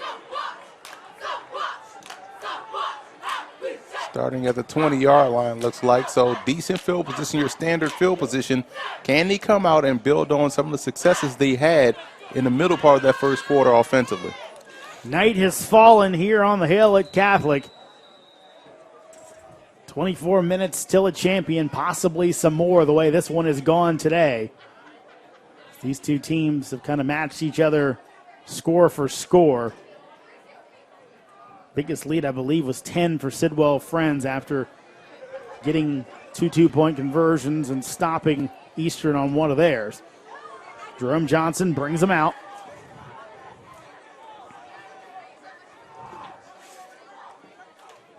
Draw, big hole, flag goes down though. Running back brought down, that was Tyree, but this one should be coming back. Yeah, that flag came down instantly at the snap of the football. Gonna call it chop block. So someone must have been engaged, correct? You got a good matchup down at the bottom of the screen here. Wide receiver looks like Travion Battle and Dylan Reynolds. That'll be an interesting matchup to see go one-on-one. It looks like if they're going to switch it up on this replay of the first down, but intriguing matchup, best versus best. So chop block call, basically player engaged. And the other guy goes low on him. So that's going to move it way back, but we've seen Eastern be able to convert these throughout the game. So we'll see where they go. As Johnson and company scrimmaging from the 10-yard line. Need 20 for a first down here on first down. High pass looking for the screen. They've got it. Still on his feet, brought down after a gain of 15 yards is Taquan Burton. And Burton is the guy that caught the two-point conversion. Good play right here, getting you out of harm's way, making it second and more manageable, 2nd and 6.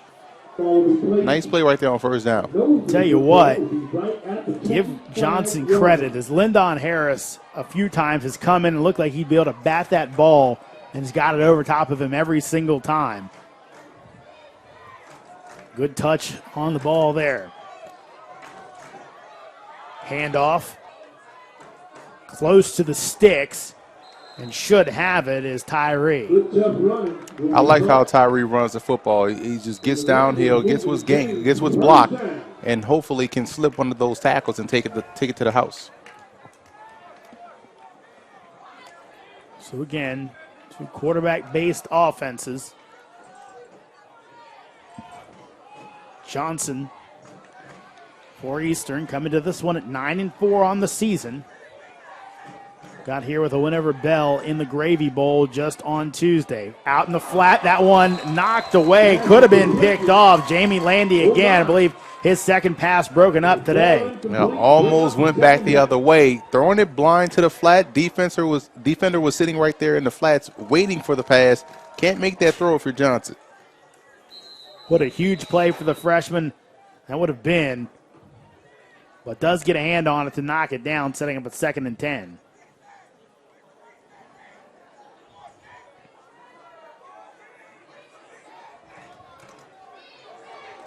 Interesting. Sidwell going with a 5-man alignment up front. Now a flag goes down, and Johnson gets hit below the belt with the snap. Tell you, that might make SportsCenter's not top 10 plays. Right. Going to be a false start. You hear, Emory, about sometimes centers, especially in loud crowds, they don't feel the quarterback's hands and they snap it to their own groin. Right. But that's the first time I've ever seen the center actually get the quarterback. And talk about accuracy. I mean, he hit him right in the hoo-ha's right there. At least maybe the gut, one of the two, but looks like Jerome's shaking it off. Tough guy there. Johnson. Back to throw over the middle. This one's going to be complete. Then running backwards. I think they're going to give him forward progress, and they will. And this is one of those staple plays we saw in the first half that they went to, that tight end over out, that short delay crosser, and picked up a big gain right here. James Curtis with that catch to go ahead and get them back in 3rd and manageable. Need to take the ball to the 42 for the first down, currently at their own 36. Temperature dropping with the sun going down, so we'll see if it changes up how this one's played. Johnson going to send a man in motion. That's Battle. Johnson, a little bit of pressure over the middle to Battle. No flag goes down, so it looks like Sidwell Friends is going to hold. Excellent play right there by Nathaniel Pasta, freshman linebacker, coming across and making a play on the football, making it a tough catch for the receiver. Ended up forcing the 4th down. He said earlier, who could get the stops? It might only be 1 or 2 in the game, but if you can get them, very important. And it looks like Sidwell Friends has gotten theirs. Now you look back, as you mentioned throughout the broadcast about the 2 punt returners back deep. I kind of like this because now as a punting team, you can't just kick away from someone because you have 2 dangerous guys right there. Del Cid to kick, really low kick. Might have even someone got a hand on it. It's going to roll and get a great Eastern bounce considering where it first hit the ground. Inside the 30-yard line, touchdown around the 27. So what could have been disastrous actually ends up being pretty good for Eastern. Nice bounce and roll. Now your defense gets out.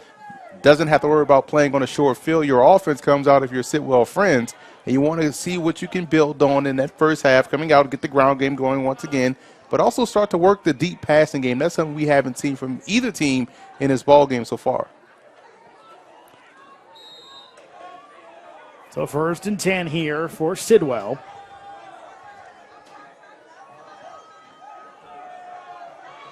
And again, it's going to be Ted Hefter coming out.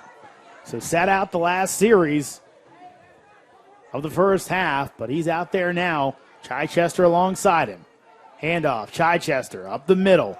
A lot better job on the run by Eastern as they hold him to a gain of 2. Yeah, good gap discipline right there, not getting engulfed by these offensive linemen, just holding their own at the point and letting their linebackers clean up and make a play.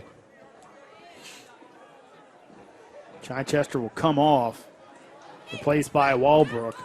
You've seen Chichester kind of, as you said, run side to side pretty well, but not so much straight ahead. That's been more of Walbrook's job. 2nd and 8. Need to get it out to the 37 for a first down. Walbrook spun forward and ends up about 2 yards short of the sticks. And now you see Walbrook getting in there and making guys miss, making that first tackler miss. And again, their ground game has been something that they could hang their hats on throughout the entire part of this game. The passing game is where you want to see how well can they come out and get it going, because I think that's what they're going to need in order to win. About a yard short, maybe a yard and a half. So kind of that power pistol here. It's Portnoy, the fullback.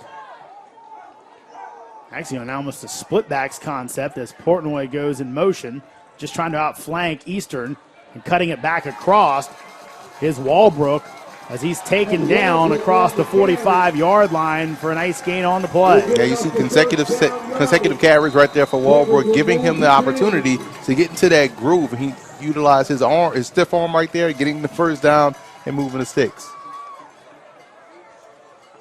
Walbrook, 4 rushing touchdowns on the years, carried it 56 times for 384 yards. Also has 4 receptions for 43 yards. 6'1", 170-pound sophomore, and he's playing very well today, as are most of the offensive players for Sidwell Friends. Hefter, his first pass of the second half, a bit wobbly, and it's going to be incomplete. Chance at another interception for Eastern, got through, and Sanchez couldn't make the grab. And you look at the tight end right there, Sanchez dropping that ball that fell right in his hands. A wobbly throw, but a well-placed pass that just went awry, incomplete. That's a play they have to make. Now, part of me thinks, Emory, that we were thinking it might have been head-related. That pass didn't have as much zip on it as the first, so maybe it was a shoulder-type injury. Exactly. Could have been a shoulder, because normally he makes that throw. He's able to flatline that ball or throw with enough velocity. He couldn't get that on that pass that one. So handoff. Chichester bounces it out to the outside. Tries to stick the ball out to get the first down. They'll say he comes up about 3 yards short. But, Emory, that's what I wanted to ask you about. Is it possible now that they're going to have to use Hefter as a decoy just to make their run game go? Exactly, and you saw that in the first half. That's why Chichester had a lot of success. They were able to – they had to play both. Now they can't, because we don't know if he's going to run because of the shoulder or whatever. So what the backs are going to get, they're going to have to get on their own. But I guess my question is the threat of him throwing the ball, even if you limitly throw him and don't let Jason Strickland know, his arm might not be too good right now. That pass said a lot, so you may see them start to play up close and really start to press these wide receivers. 3rd and 3. Chichester picks his way through. He's going to have first down yardage as he lunges ahead to the 41. And that's why it's important for these guys to stop the run and put it in a situation where, okay, we're going to see how well he can throw. Because you're right, that pass, I mean, it got there, but it was flying differently than what we've seen all game. It could have slipped out of his hand, but again, that might have explained it to kind of the situation we're dealing with right now. But either way, Sidwell Friends coming up on 6 minutes to go in the third quarter. Score still tied at 22. Their first offensive drive of the second half, looking pretty good right now. Hefter changes the play. Hands off to Chichester, bouncing to the outside. Staying on his feet, eventually drugged down And across the 35-yard line, mark him down around the 34. And some very impressive footwork by Chichester. I mean, he's just so patient in what he does when he attacks outside. That's a difficult task to do as a runner. And the fact that he's able to pick and choose and pick and slide and then accelerate through a gap or through a hole is impressive. 2nd and 2 here. We've seen earlier in the game where Sidwell kind of used this as a play-action fake down, take a shot down the field. Do you see that coming? You would hope so. And the way they're playing right now, they're playing cover 0, no deep safety. You have if you're a receiver on the outside, you have that post, you have your corner route, you have any out or in breaking route available to you.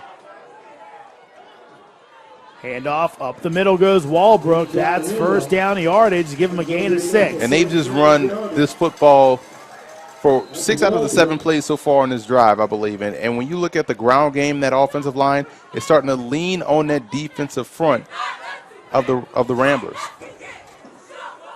Interestingly, Inglis Tyree, he's at safety. He, as you said, he was the only safety back there and kind of close to the line as it was. But Sidwell going with the run game right now and doing it pretty effectively. Hefter, quick pass over the middle. Sanchez drug down across the 15-yard line. Give him a first down on a gain of 14. Yeah, you saw them slowly set that up. They brought in those 2 tight ends, ran that 8 set, 2 tight ends, 1 back in the backfield. And what you're seeing now is they're allowing Hefter to get that football out of his hands quickly, short, not deep. Tell you, we made the Peyton Manning comparison earlier. It's getting even more like Peyton Manning now. It's get it out of your hands fast, son. And time it worked as Sanchez split the defense and was open for the big gain. So again, Hefter taking his time. Chichester the back of the backfield with him. Receivers each way. Sanchez's tight end goes in motion over to the wing, Portnoy. Now Chichester moves. A lot of pre-snap motion, and a flag goes down. They're going to say delay of game. Yeah, a lot of that shifting, you tend to get you outthink yourself in that situation. Just sometimes you just better just line up and just run the play. You've done that so far this drive. You didn't have to get fancy. So now they're looking at 15 yards, and we'll see if they stay with the run, go with the pass, where they go here.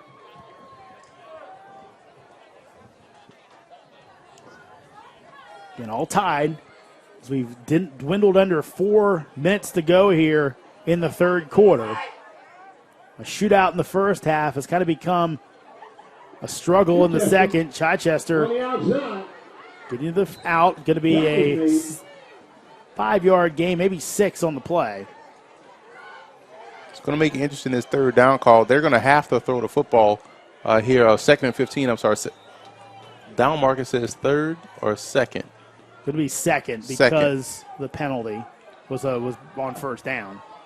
So 2nd and 9. 2nd and long here. So do you start to loosen up that box a little bit, or do you want the stacked box versus these talented running backs that can make one miss?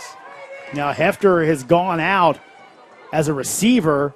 Chichester in the Wildcat along with Walbrook. Chichester rolling to the outside, looking for a seam. Going to be knocked out of bounds inside the 10 around the 7-yard line. So he'll be about 4 yards short of a first down. That's one way to get to the corner, just continue to stretch it out. Good job defensively by the Ramblers stringing that play out and holding him to an okay gain on 2nd down. I know you've got better football eyes than I did. Did you notice if the receivers were fully covered on that play? I didn't see at all if the slot guy was covered, but ideally what you want to see is everyone go and focus on those receivers out there, because that gives you the edge, the numbers-wise, coming back to the outside. Well, I'm wondering if at some point they go halfback pass out of that formation. This time they're just going to hand it off to Chichester. Cuts it up. He'll be very close to the first down sticks. That last move may have gotten it for him.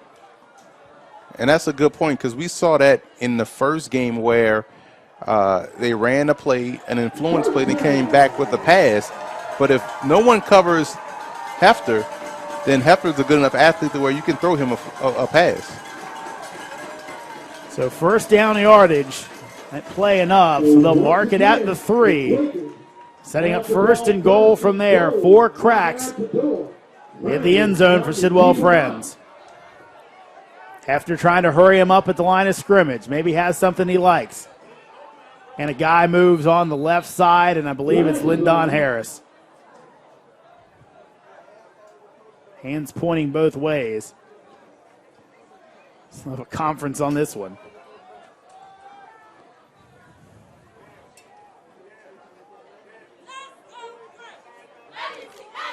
False start on Sidwell Friends. You don't like penalties regardless, but you definitely don't like penalties inside the 10-yard line.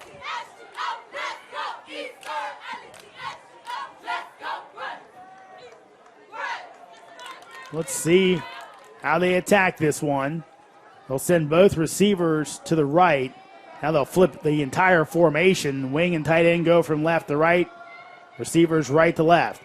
Hefter, handoff. Chichester gets a seam into the end zone. Touchdown, Sidwell Friends. They retake the lead. Yeah, Chichester set him up pretty nicely for that spin. That was like a swinging gate to the right side. Power formation. Got everyone hook blocked on that outside. Cleared the lane for Chichester, who skirted right through and made that guy miss in space.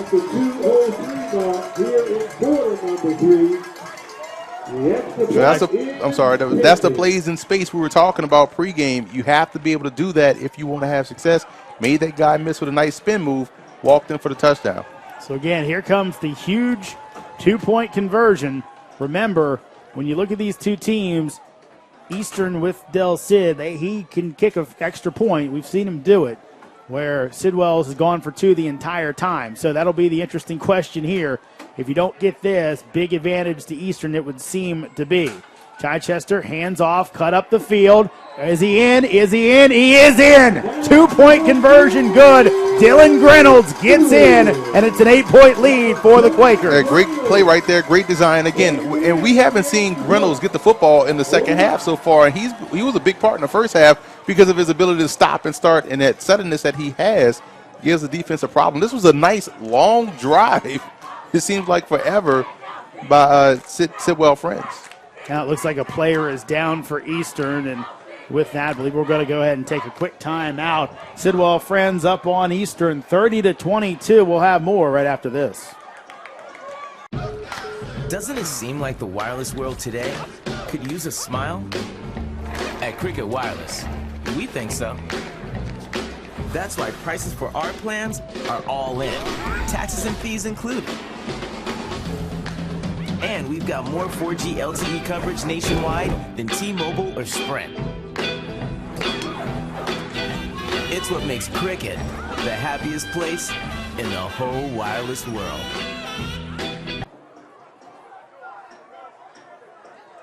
National studies show that students who participate in activities like music, sports, and drama not only have better grades and attendance, but they develop the character to handle adversity, the grace to accept defeat, and the self-confidence to start over.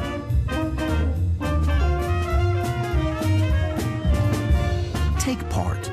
Get set for life.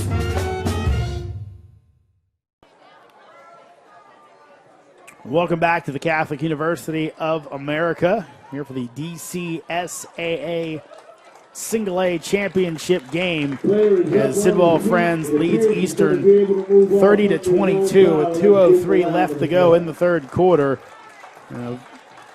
Injured player just getting up now for Eastern, and I believe, Emory, that is Vancis Russell, which would be a blow because Russell's also a starting offensive lineman for them. He's played well in this game, especially on the defensive side, so that you're right, that's a huge blow if he's not able to return.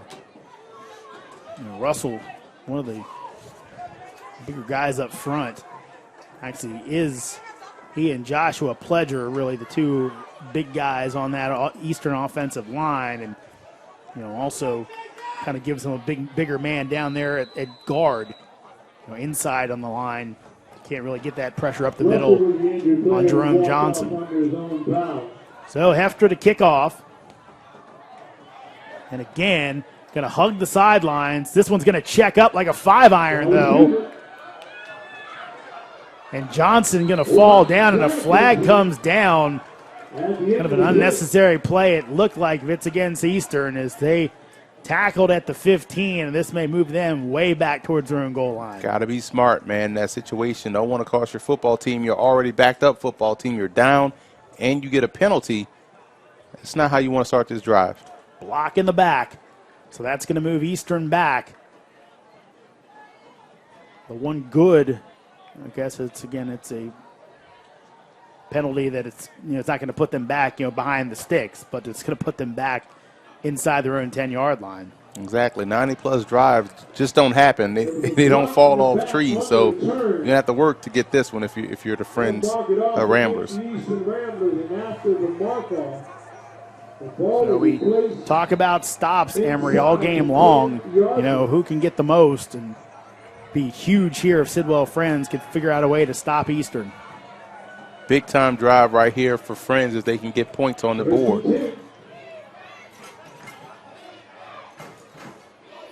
Interesting new formation, handoff. There's two backs in the backfield. It'll be a nice gain. I believe that was Preston on the carry. And that's what we talked about Sidwell doing, running the football, leaning on that defensive line. It's even more important for Friends to do so for the Ramblers to do so, because what you want them to do is tire out that football team that doesn't have a lot of depth. So second and two. Preston up the middle. He'll be hit, stacked up, and he's not going to get it. Maybe gets back to the line of scrimmage or just across. Good job right there. Getting the stop, making it 3rd and short. Again, depth is only an issue if you allow it to be an issue, and it seems as if so far this defensive line of Sidwell Friends has done a great job getting off blocks consistently. 3rd and 1. Johnson going to pass. Wide open receiver. Big gain there as he gets it to Trayvon Battle all the way out across the 35-yard line. And there's your deep pass right there that they need to have working in this passing game. They try to go with a little cover 3 look in that situation. They played it a little differently. The seam guy went down the seam and put the corner in a situation where he had a 2-on-1, and he was stuck in the middle, so it made the play open for the reception. 18-yard gain.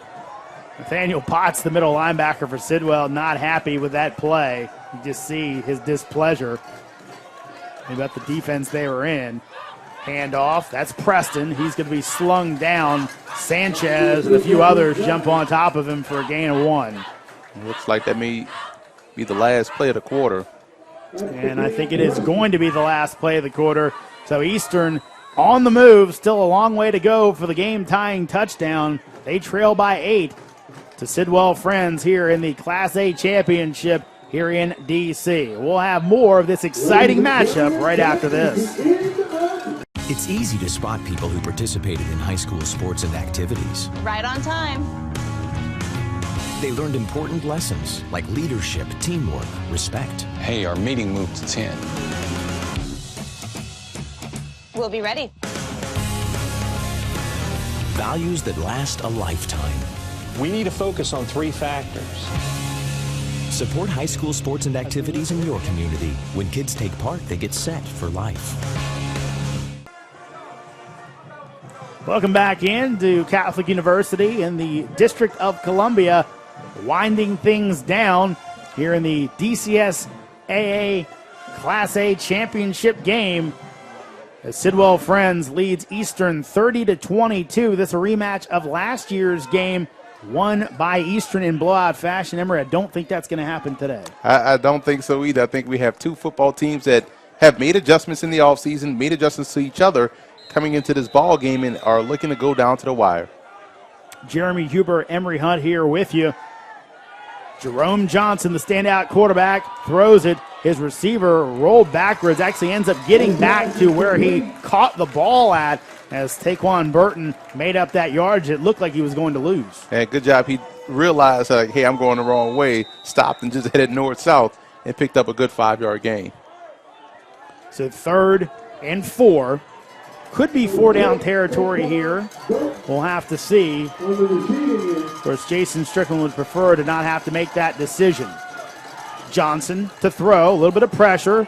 Throws this one, misses everybody. Kind of had two men down there, threw it in between both of them. Yeah, just a little bit out of reach, but you like the arm strength, but he's politicking to go for it, but they're going to send the punt team out there and play field position. Del Cid will come on out.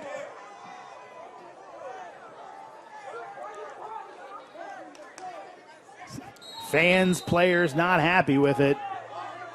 But I tell you, Jason Strickland showing confidence in his defense. If Del Cid gets off a punt like he had last time, doesn't need much, put them back and get a stop. He was right back in it. And you have to be honest, they have done a good job in slowing down his offense, so I can see the reasoning in punting the football here. Del Cid, it's a snap, not a lot of pressure. This is end over end kick, and this is going to bounce at about the 35-yard line. Goes out at the 36. They're going to mark this one down. So, not the best, but not the worst either. So, okay field position here for Sidwell Friends. Defensively, you want to come out, I believe, on this drive. Now we're into the fourth quarter. You probably want to turn up the heat a little bit in the run game and try to force Hafter to make plays consistently throwing the football. So the offense not happy with Jason Strickland's decision. The defense can prove him right with a nice stand here. Ted Hefter brings him out. Sat out a series at the end of the second quarter.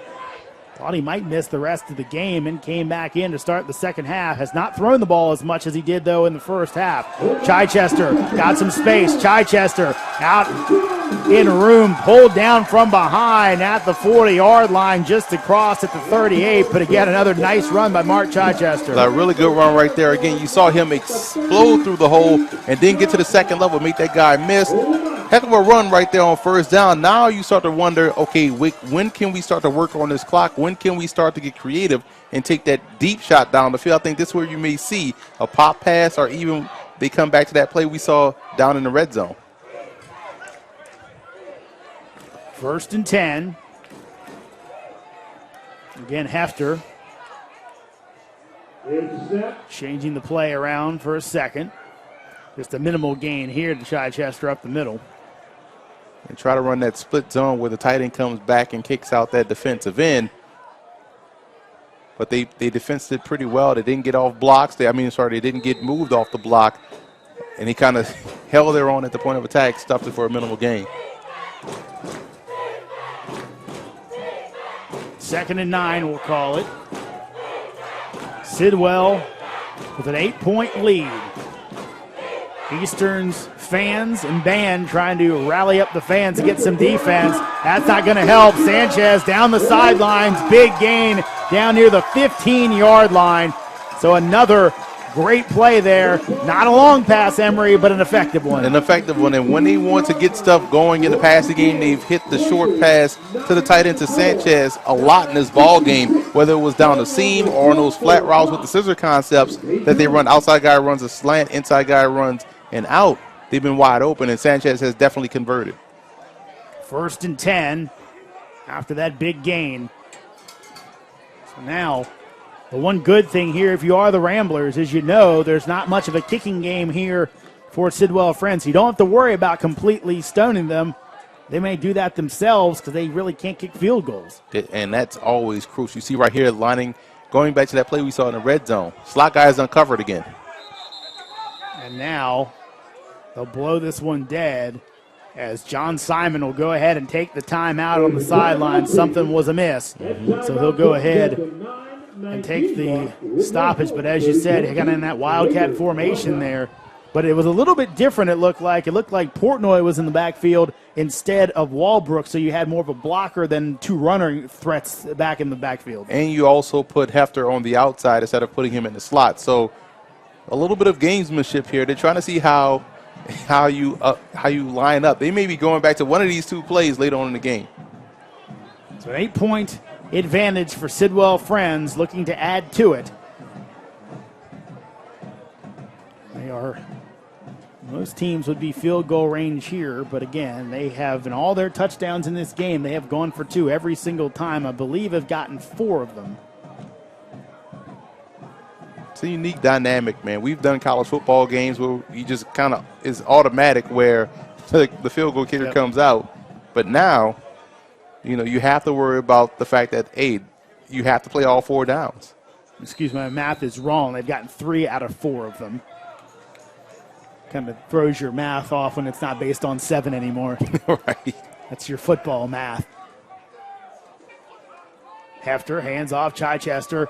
Went inside, cuts outside, still on his feet, finally brought down. I tell you, almost like they say sometimes running backs split in 2 and then come back together, almost what Mark did there. I mean, again, just to talk about his footwork, that's very tough to do, to stop, start, and accelerate, especially when teams have you dead to rights and just slip through the crack and pick up positive yards.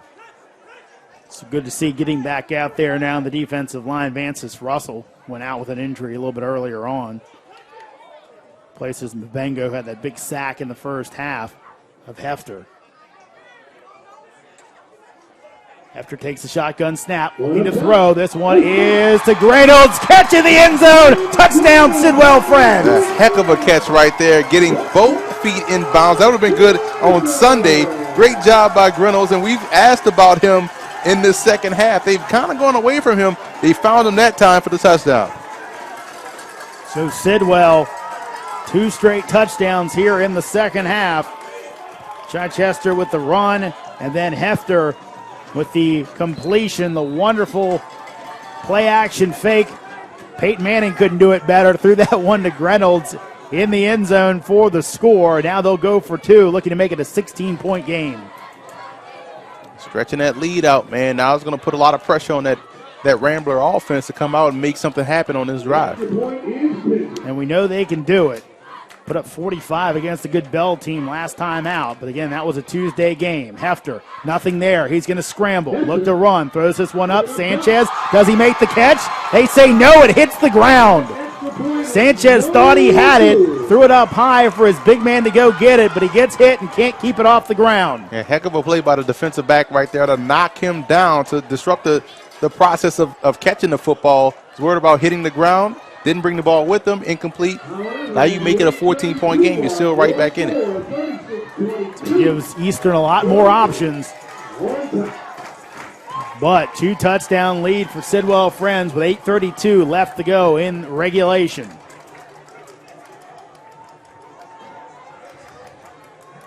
The question right now, Jason Strickland talking to the head referee. Whatever it was seems to be resolved amicably.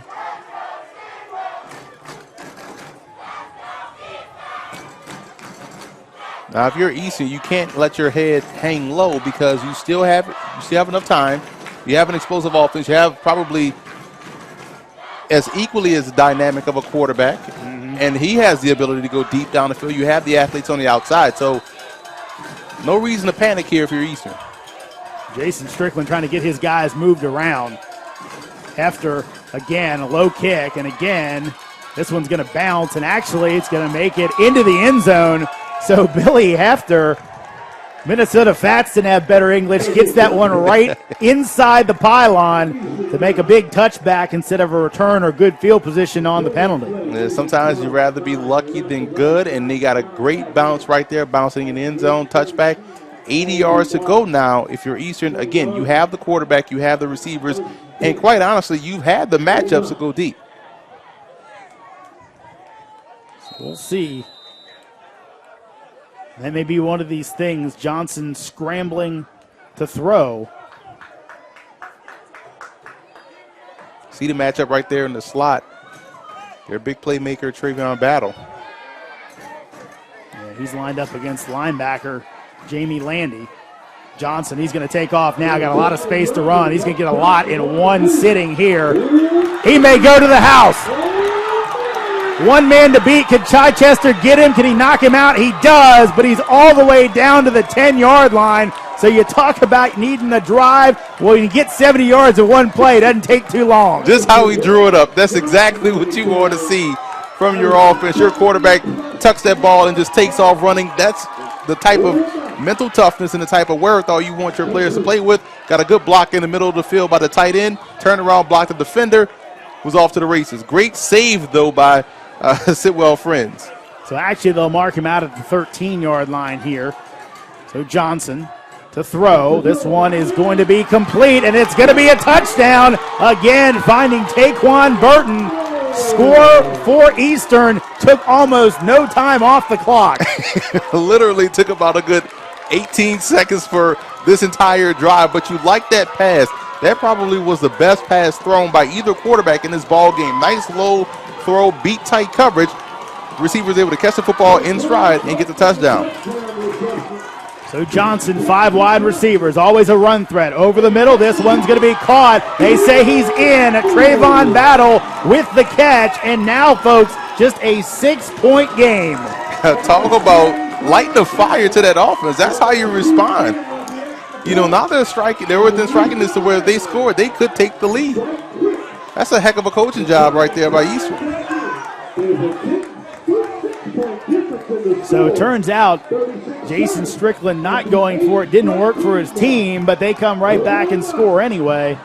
And you kind of wonder at some point if you're Coach Strickland, that didn't enter into the decision-making to say, look, I know my offense scores quickly. The last thing I want to do is give Sidwell the ball with an easy scoring chance. That's a good point because, again, you saw how Sidwell was able to move the football down the field. You don't want to make it easy for him. And if your offense is going to operate like this, you know, that's why he's a coach. You know, he's making that decision. He made a good one right there, and it paid off for him. Del Cid to go ahead and kick this one off. Walbrook back deep.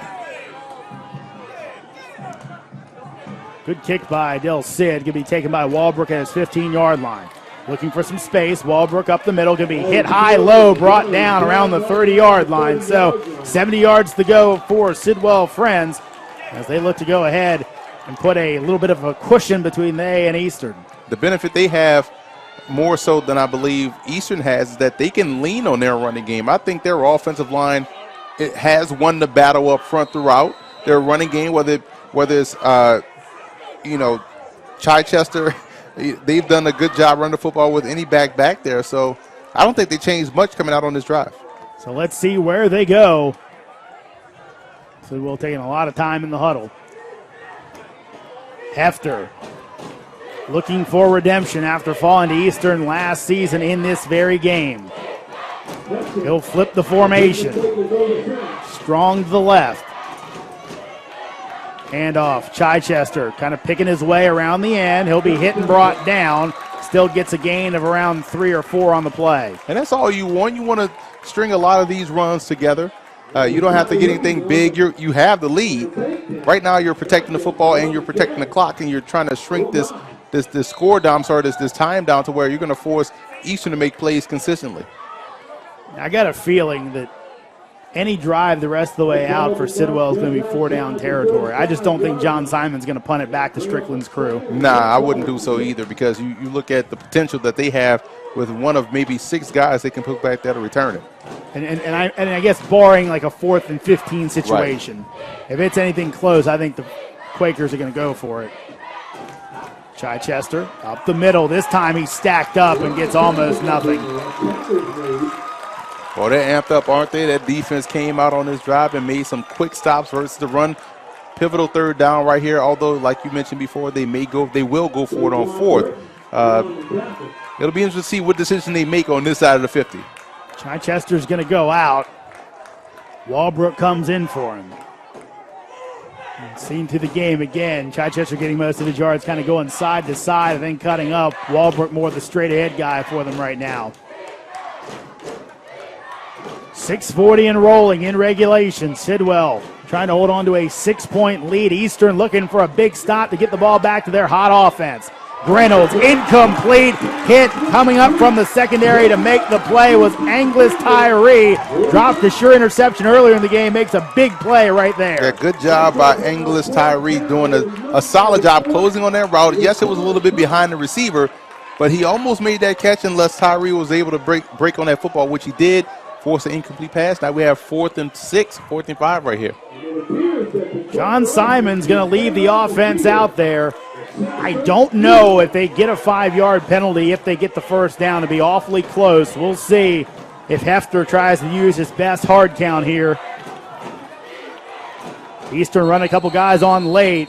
And Jason Strickland's going to go ahead and take a timeout. Smart call by Coach Strickland there, because as an old defensive lineman, we always ask you about running back stuff. The worst thing you ever want to do is get out there, run on the field, your adrenaline's all pumping, and a guy hard counts you. Exactly. You're going to jump. That's exactly why that timeout made a lot of sense. That's a great call right there, because he's coming on late. He's amped up. He's going to get down the stance.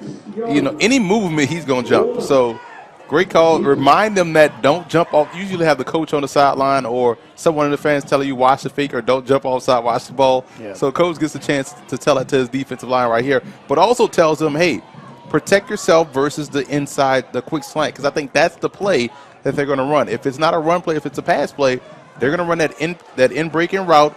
That's why they align those receivers to the far side, maybe to the middle or to the bottom of the numbers. They had a lot of field to work with. So if I'm the defensive coordinator, if I'm watching this in the booth, I'm protecting. I'm putting the guy right in that alley to take away that slant. Jason Strickland just yelled something at his defensive line. You would think it would be watch the football, but we'll see. Russell's up there, so a lot of beef up front. Sidwell going to throw it out in the flat. Chichester hit. He's brought down well short of the first down. Turnover on downs. Eastern has a chance to go down, score, and take the lead. He had played that defense, that route perfectly.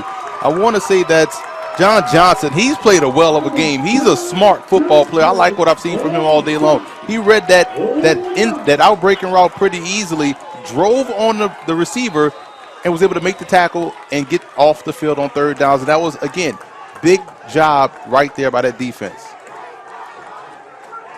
So Jerome Johnson brings them back out. Have a chance for the lead here. 1st and 10. Johnson, quick screen. It's complete. Cutting back across the grain. First down yardage and more. Brought down around the 20-yard line is James Curtis. Looked like it was going to be stifled for not that much, and maybe are we seeing finally the fatigue set in with Sidwell Friends? You're starting to see the fatigue set in. I think you're starting to see the Ramblers work that passing game, realize they have the matchups on the outside. Johnson has got the edge if he wants it. He's going to pull it down and run. Cuts it back away. Is he going to get in the end zone? Jerome Johnson, the magic man, in for the score. Touchdown, Eastern. What a play. Heck of an effort right there. That was almost Braxton Miller-like, making guys miss, tap dancing around defenders. Great job by Johnson getting into the end zone. Now they have an opportunity to take the lead. They can take the lead right now, but here's the question. Del Cid had the earlier issues on the extra point, so it looks like they're going to go ahead and go for 2 here. So instead of kicking it, they're going to go for it.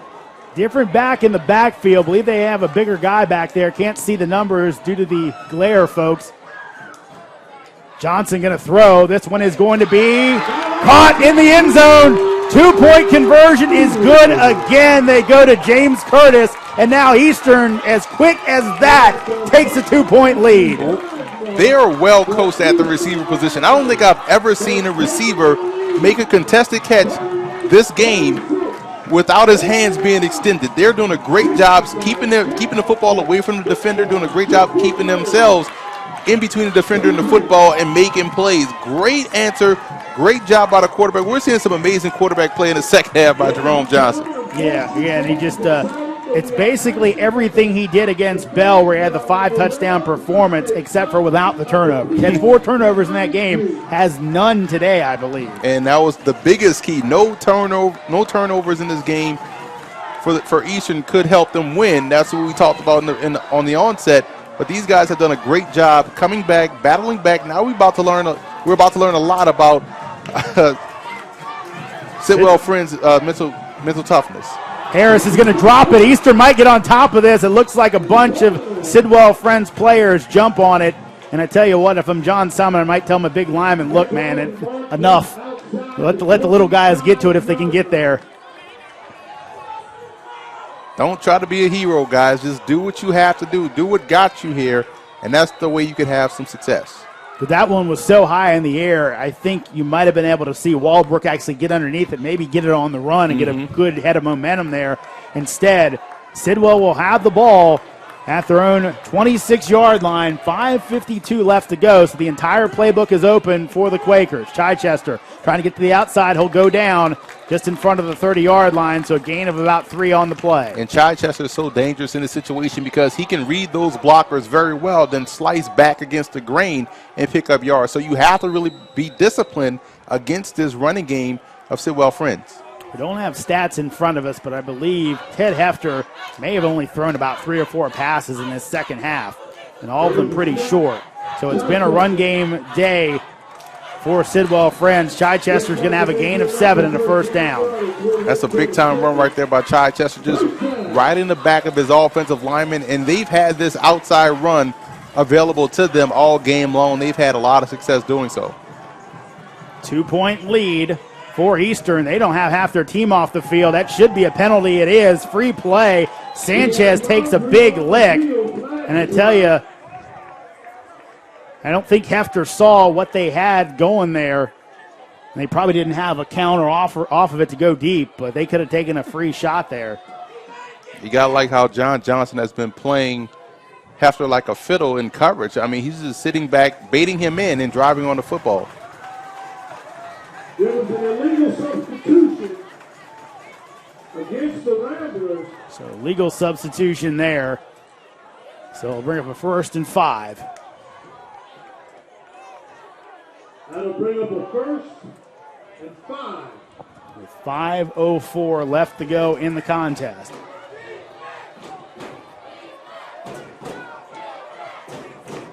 Good matchup here at the bottom.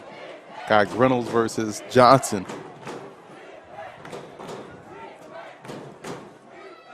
Again, the safeties may back up, but as you noted earlier, Emory, they've got 11 guys within 5 yards of the line of scrimmage. Hefter from the gun. Still able to run on it. And getting about an 8-yard gain for the first down is R.C. Walbrook. And Walbrook has had just as good of a game as Chichester, but it goes to your point about the no safeties back deep. They don't really think Hefter can throw this football, or they're not trusting. They're wanting him to throw the football, but they don't think he can do so. Hefter back to throw. Will he test it out? Goes down. He'll be brought down for a loss of 5 as Eastern at a key point of the game finally gets a pass rush. What a time for the pass rush to show up. 2nd and 14, 15 now, and here's a football team in Sidwell that hasn't thrown the football exceptionally well. They've made some plays when they had to, but you're going to rely on that passing game in a moment. Mark Bigelow coming off. Chichester brought down for no gain. And again, coming up from his safety spot, Charles Ellis makes the play. Again, they're gambling hard on stopping the run, which is what you want to do because that's what they've had success at doing so all game long. So now you're in 3rd and 14 situation, and, you know, it's going to be 2-down situation, I believe. So they may even still run the football here and try to pick up half of that and go for it on 4th. So Sidwell going to flip the entire field here. Hefter out in the flat. That one almost picked off, then almost caught on the ricochet. And I tell you, Eastern flipped their corners at the last second and didn't look like Hefter picked up on it. And if he would have just scanned the field down toward where we are in the booth, he had Reynolds running wide open because the guy got to the side late. So, but again, another play where the cornerback just baited Hefter in and broke on the football. So they've been close. You wonder if they're going to get close enough to where they're actually going to make a play on the ball and pick one off. So Sidwell will again go for it on 4th down. 4th and 14. Regular rush by Eastern. Hefter looking for somebody. No one there. He's going to throw it deep. He's got a man, underthrows it, and it's going to be incomplete. And again, I believe your man was there on the spot. It was Johnson going up against Reynolds and didn't let him get it. Johnson has played a well of a game from the cornerback position. I don't know where he's being recruited or where he's going to college, but if I'm a recruiter watching this, I have to be impressed with his football awareness, his football IQ, and most importantly, his athleticism. Actually, it was Johnson. Johnson with another great play. So right now, With 3:28 left to go, the question is this: if you're Jason Strickland, you try and take some time down, or you're just putting pedal to the metal still. They haven't been able to stop you as of late. You got to play your game, but I think they do try to run the football in this situation, but you still have to keep your foot on the gas. Handoff. Tyree brought down right at the line of scrimmage, maybe even loses half a yard. Nathaniel Jackson done a great job all game long getting off blocks. He's second on the team in tackles with 101 coming into this game, and you can see why. He's a tremendous athlete. He's able to get off those blocks and make plays at or behind the line of scrimmage. 2nd and 11. Again, a undermanned Sidwell Friends team, at least from a numbers standpoint, against a team in Eastern who's played 3 games in 10 days. Which one wins out? Eastern with a 2-point lead, movement up front. And this is interesting.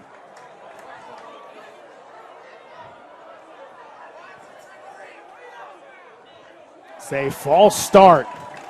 So it looks like what happened there, Emory, was that Jackson moved, I think because the center moved the ball, I think because Johnson was changing the play call and he thought he heard the cadence. And that's always the issue when you have someone playing exclusively in the shotgun. You know, sometimes we may see an errant snap, or you may see what we just saw, a false start. 2nd and 15 here, actually 2nd and 16. Johnson gets outside Harris. Going to try and stiff arm, gets thrown out of bounds. Jason Strickland wants a penalty. He's not going to get one, and I think as the tackle started, they were still in bounds. Yeah, it was still in bounds, so that's a great call by the great no call by the ref, but you can't allow yourself to get outside versus Johnson. You have to remain gap disciplined and gap sound. You let him get outside, you know, all heck breaks loose. Yeah, at this point, if you're one of the linebackers, I think you got to talk to Lyndon Harris. Getting used to just kind of rushing in there. You got to keep him inside. The middle will come get him. 3rd and 9. Johnson, pressure up the middle, eludes one. Can he get the first down? He's going to be hit and brought down. He gains 3 yards, but he's well short of the sticks, and a timeout will be called by Sidwell Friends. Great job by Nathaniel Potts not giving up on that play, coming in, flashing at the last moment, and getting him on the ground. So 2:19 left to go, and this is going to tell you a lot about what Jason Strickland thinks about his special teams here and his offense. I think Strickland's going to leave the guys out there, but I tell you, as much trouble as Sidwell has had passing against his team in this second half, I'd be awfully, if I thought I could block it up and cover it, that's the other big thing, I would really think about punting this one away and hopefully pinning them deep. Right, because even a bad punt is a positive because it pushes them further back. And the way they can run the football, like you mentioned, this will put them, 55, 58 yards away from breaking it for a touchdown. So you're right. I would punt this football. A bad punt won't hurt you. A shank won't hurt you. It actually may help you down them inside the 10. So I definitely will go with the punt here. But it appears that Johnson's going to lead him out. It's 4th and 6, so even if Sidwell were to jump off sides, it would not be a first down. 5 wide receivers set here. Sidwell has just 1 timeout left. So this is pretty much the ball game. Johnson back to throw. He's got time. He's got a man. Incomplete. Receiver slipped down. He was going to his favorite receiver battle, and he slips on the turf. So Sidwell Friends gets one last chance. One last chance to make a memorable play in this ball game. And what they tried to run was something they went to throughout the course of this game. Those 2 tight ends crossing over the middle of the field. Just so happened that the receiver slipped, incomplete. Now you have what you wanted if you're Sidwell Friends. You have the football with great field position, an outstanding running game, and you have 1 timeout left, or 2 timeouts left, or 1 timeout, left to make something happen. So Ted Hefter gets one more chance, and so does the Eastern defense. They're playing a little bit deeper now to make Hefter make a play. Throws it to Chichester. That one's incomplete. It's almost like a good drop right there because it was well defensed by Eastern on that play. So now you're going to see what a lot of what Hefter is made of. This is William and Mary watching you right now. And what can you do? Can you get your team out of this situation and make a play?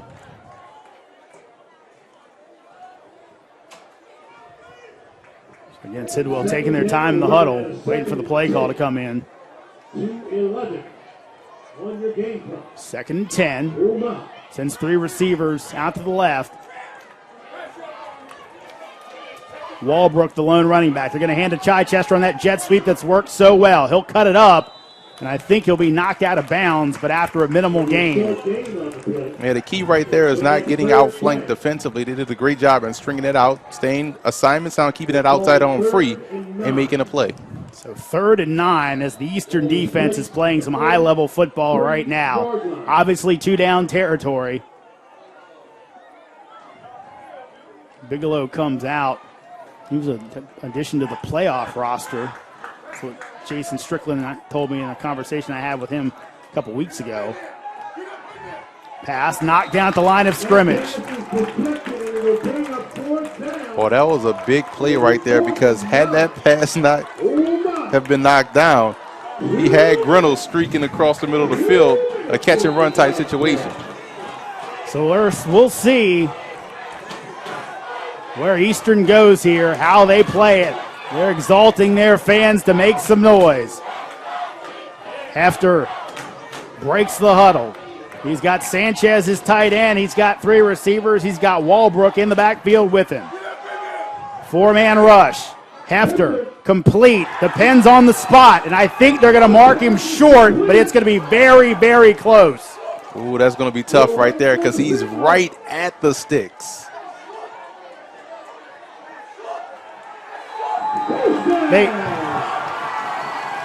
Again, we had an issue with this in our first game. I'm going to say it right now. That should have been a stoppage of the clock because Jason Strickland would like to see the measurement. Right, give him the opportunity to measure that. Hefter throws it up, gets it to Sanchez. It's going to be completed for about a 5-yard gain. Panic on both sides right now. You can't allow yourself to lose control and lose coverage. Anything. Good timeout right there by Sidwell Friends. But is their last time out of the game with 89 seconds to go. And I'm just going to get back to that play. That's one where I think, like I said, if you're and Jason Strickland's still saying, he's like, I don't care about them getting a free timeout there. I'd rather get the ball back because game's over. Game over. That right there warrants a measurement. I mean, that was right at the stick, so close.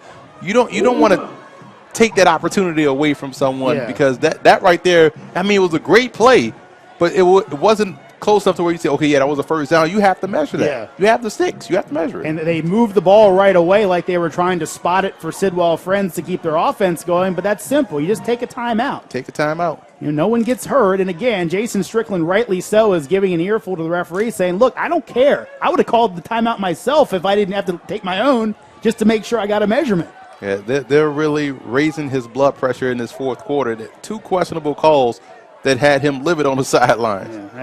Yeah, that's one of those ones where I know it's fast-paced offenses nowadays, but you got to make sure the measurements are right. And that one was, I think, just too close to just kind of give it away. Right, and that was a crucial part in this ball game. So remember, though, Sidwell Friends, as far as we know, does not have a field goal kicker. They've got a few guys listed as place kickers, Ted Hefter being one of them, but they haven't kicked an extra point all game long.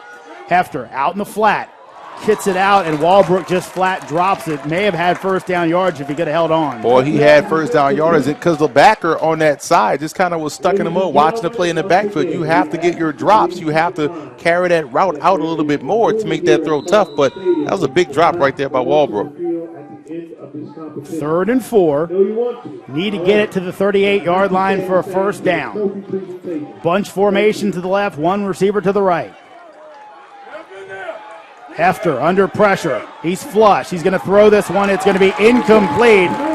Coming up out of the secondary to make sure it was knocked away, the corner, Inglis Tyree. Tyree made a great play. He saw that route developing, drove on the football, and was able to separate the guy from the football on that play. Brings up a 4th down once again for Sidwell Friends. Game clock. Hold on. 4th and 4. Can Sidwell Friends convert? They've lost 2 straight championship games. Can this one be different? They need this play to do it. Hefter. That one's complete. Has the catch. Reynolds knocked down inside the 30-yard line, down near the 25. Again, big play combination keeps the chains moving. Nothing fancy right there. Your best player running a short comeback route at the sticks, getting the first down, keeping his drive alive. Hefter going to spike it with 1:06 to go. So interesting play there. They go ahead and spike the football.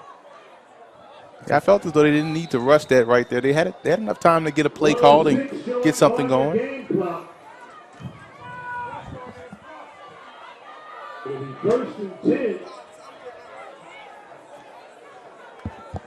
Correction, it'll be 2nd and 10. The PA announcer got it wrong. Hopefully no one heard it and picked it up. Down marker did say 2. Hefter. Pressure coming at him.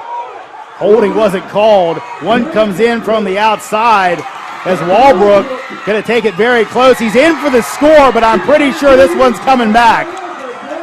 Yeah, I hope that, I mean, if you're Eastern, you hope that it was holding because you don't want to give up on a play like that. It's definitely going to be, again, Sidwell Friends as Hefter looking pretty dejected after hearing the referee's huddle. The only thing now is the referee trying to, is it possible it was a blocking play where certain points the block's legal and certain points it's not? Exactly. So an awful long conversation for what was a pretty definitive flag. I mean, they could have called it on the receiver. They could have called it in the And back. they're going to wave the flag off. That is a touchdown. Wow. We don't know what it was. The only thing it could be, Emory, I think, would be either a legal man downfield that maybe with miscalculation on a guy that might have been covered up, or possibly, since it was a screen, maybe a guy able to block because it was thrown behind the line of scrimmage. It has to be something. Well, we do know it wasn't holding. Yeah. You know, and which is interesting because they missed a big call, 2 big calls on that play. That's an amazing play, but great job by Walbrook not quitting on the play. Walbrook kept going. Eastern, I think some of the guys might have let it go, though some of them were definitely dejected after they went in, didn't act like they knew it was coming back. So a 4-point game now, 42-38, 54 seconds left. A huge 2-point conversion as it could help Sidwell on the other end. Hefter hands to Chichester. Nothing there. He's going to be hit, stays on his feet, lunges forward, he's in! Chichester, second, third effort, gets there. These 2 tailbacks of Sidwell Friends, Chichester and also Walbrook, have done a great job in this ball game. If you look at players of the game, you look at these 2 running backs being the big reason why they could ultimately win the championship. Great effort all around by Hefter and also by these 2 tailbacks. So there's a Rambler hurt on the field. And Jason Strickland going to come out. So right now, Eastern looking somewhat dejected. And I tell you what, I talked to Coach Strickland he talked about his quarterback, Johnson, talked about his leadership and could improve on it a little bit. If I'm Jerome Johnson, I'm going up and down to everybody on this entire sideline and saying, look, you guys saw what I did. Right. You know, I mean, I'm not being cocky here, but I can run this thing in myself. So let's get up. Let's get ready to play. We got time. They have time. They have speed. They have the receivers. They have the quarterback. And they have the situation here because, again, this kick is going to come short. This has been a great game, by the way. Fantastic football game. This is exactly what they want, and this is kind of, you know, what you expect. You know, the upper level game, you know, it can be hit or miss a little bit. You know, you're talking about some of the schools like a Gonzaga coming in against against Friendship and then against the public school. This one, it's a little bit more even, you know, when it comes to the numbers and things like that. So it's been a great game, like you said, and so it's a 6-point game right now. Eastern touchdown obviously would tie it. Would be interesting to see which way Coach Strickland would go if his team were able to score, but a long way to go with that. Billy Hefter to go kick it off. Deep backs. Hefter's squib kick. Going to get back to the deep guys. Looked like they were going to fake a reverse there. Instead, getting out to the 20-yard line is Thomas Drew. And Sidwell trying to say they have the ball. They did not. Right around the 21. So I tell you what, Emory, we have got a quarterback clinic going on tonight, and looks like it's going to be Jerome Johnson getting the chance to have the last say in it. This is what you dream about as a kid, winning the state championship, bringing your team back on the last minute for a touchdown to score. You being the dynamic player you are at the QB position with the football in your hands, now you have to go out there and make it happen. You wonder, at some point, does Johnson take a deep shot? The linebackers have kind of crept up because of his running ability. Again, he gets out of harm's way, somehow gets away. He's got the first down. He's got more. Johnson out of bounds. He stops the clock, and he gets the ball all the way out to the 48-yard line. They give him the 50. That's a heck of a run right there. And it's so amazing that some of the receivers are just watching him run. Get out there and block. But great job by Johnson making it happen. And you see good leadership right there by the offensive lineman, getting everyone together and telling them, hey, don't blow this with a bonehead penalty. Get your head in the game. Johnson's tired. Jason Strickland might have to think about taking a timeout. You don't want to because your quarterback got out of bounds to stop the clock, but he's winded right now. Have a Amoeba rush. He's looking for that spot. Harris is going to get him and kind of dump trucks him with Portnoy, and now Strickland's going to take a timeout. And you see right here, this is the situation that they're in. They're almost as if they're calling these design run plays for Johnson by letting everyone run deep and seeing what defense is being called, and then they can just go scramble drill. But good job by Sidwell Friends playing defense on that situation, getting him down on the ground, forcing him to use that timeout. I mean, it's funny at this point. If you're Sidwell Friends, it's almost if you had worked on a defense that was all linebackers, you almost would want to go to it right now. Just have Harris, because of the fact that your guys are getting pressure, but he's just sidestepping them all. So you almost need a guy who can tackle in the open field. Exactly. You want to take those big guys off the field a little bit and put, like you said, those speed guys out there. Maybe go with one big defensive lineman, but you're right. You want to take those guys that can make plays in space on the field. You want those guys on the field. Yeah, Nathaniel Jackson, to his credit, the big man's been playing both ways. He's been back there all game long, but he can't sniff Johnson because he's just too small and fast for him. 2nd and 8. Johnson looking for someone deep. He throws it. It's complete. Tackled inbounds. It'll move the chains and stop the clock while they move it as Battle made the catch. And now a Sidwell Friends player is down. Chichester cannot get up, and that is bad news for Sidwell. Not only the injury, but that's going to stop the clock and give Sidwell Friends Eastern a chance to go ahead and set up a little bit. Chichester's going to have to come off for a play. Now they better get lined up and get ready to spike this football.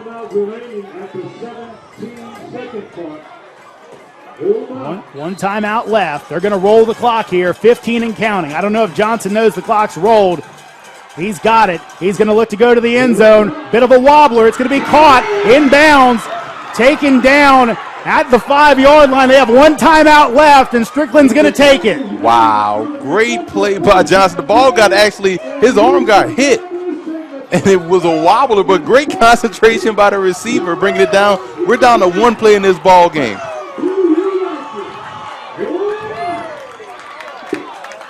My goodness, what a football game this has turned out to be, to use an old line from Howard Cosell. But it's the truth tonight, folks. We're so glad you could join us for this matchup. This ball is on the 5-yard line?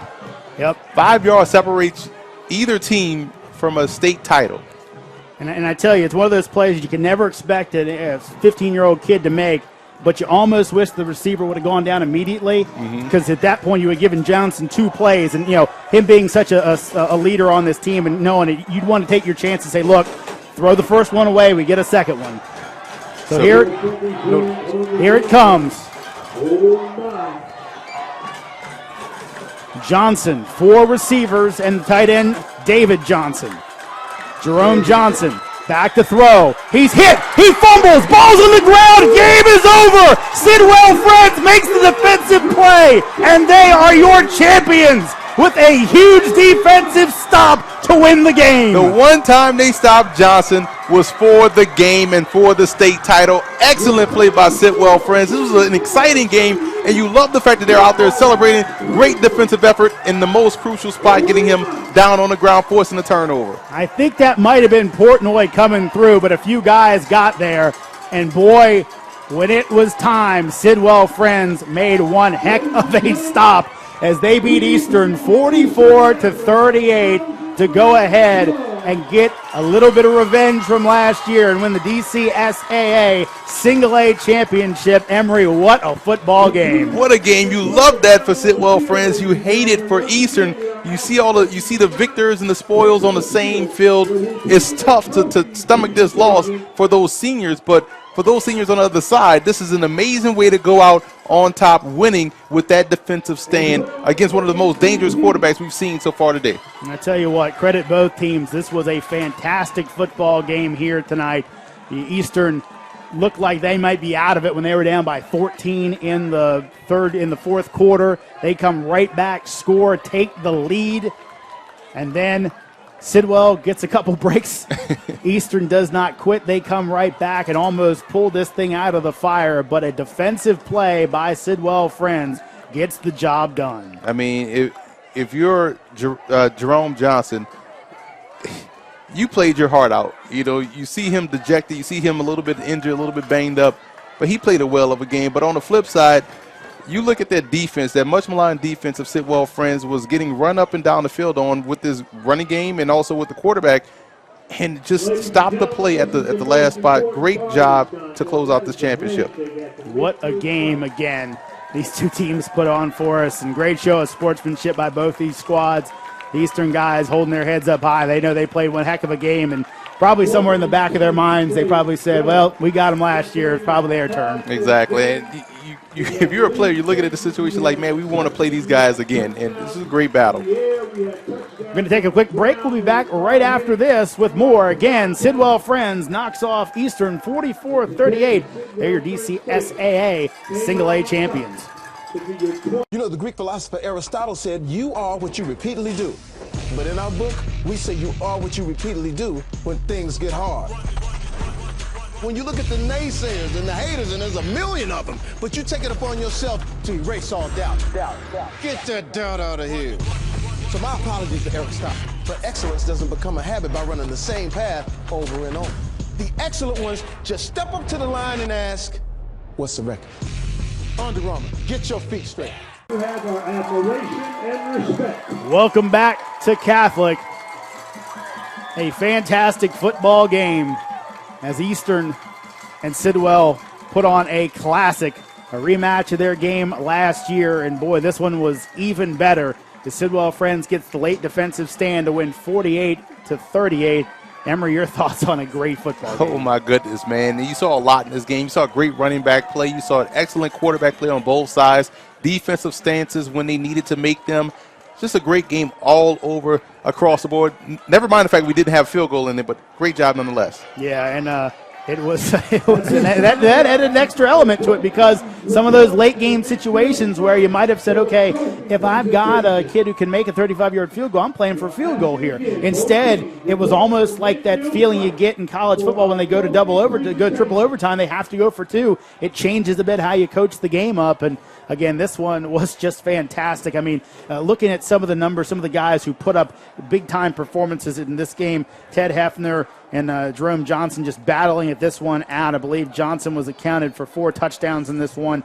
I believe Ted Hefner, he had 3 total touchdowns in the contest. Chichester with 2, and Walbrook had 1. So and actually Walbrook had 2, had the game winner on the screen pass. So it just it was a great, fantastic football. Not much else you can say. I mean, the one common theme I've seen in this game tonight was that both teams had a lot of heart. And yes, wherever they go play college football, or whether some may just end after high school, the heart is something they showed on both sides in this game. And and it's you feel great for the Sidwell kids, and you feel just terrible for the Eastern kids. As some of them just, it's almost like walking around like zombies, because they're just so spent from the fact that it's tough to process at this point how when a game like this comes, because you go from the high, you go from the low of giving up a touchdown on a play you thought was coming back, to then you go down, your quarterback leads you down the field, and basically maybe for the second or third time all game he gets sacked at the end of the game to end the game, where it looked like you're thinking you're going in to at least tie the game, possibly go to overtime. Yeah, it's tough. It's very tough right there. But congratulations to Sidwell Friends. Played a great game, and kudos to Eastern for doing their job today too. So you see the trophy at midfield. This one going to go, the runners-up trophy goes to Eastern. The glass one you might be able to catch there goes to Sidwell Friends. That's going to do it from here. For everyone that helped you bring you this broadcast, including my partner, Emory Hunt, also our director, producer, Nick Plum. I'm Jeremy Huber. Again, Sidwell Friends is your football Class A state champions in the District of Columbia. They beat Eastern 44-38. Good night, everybody.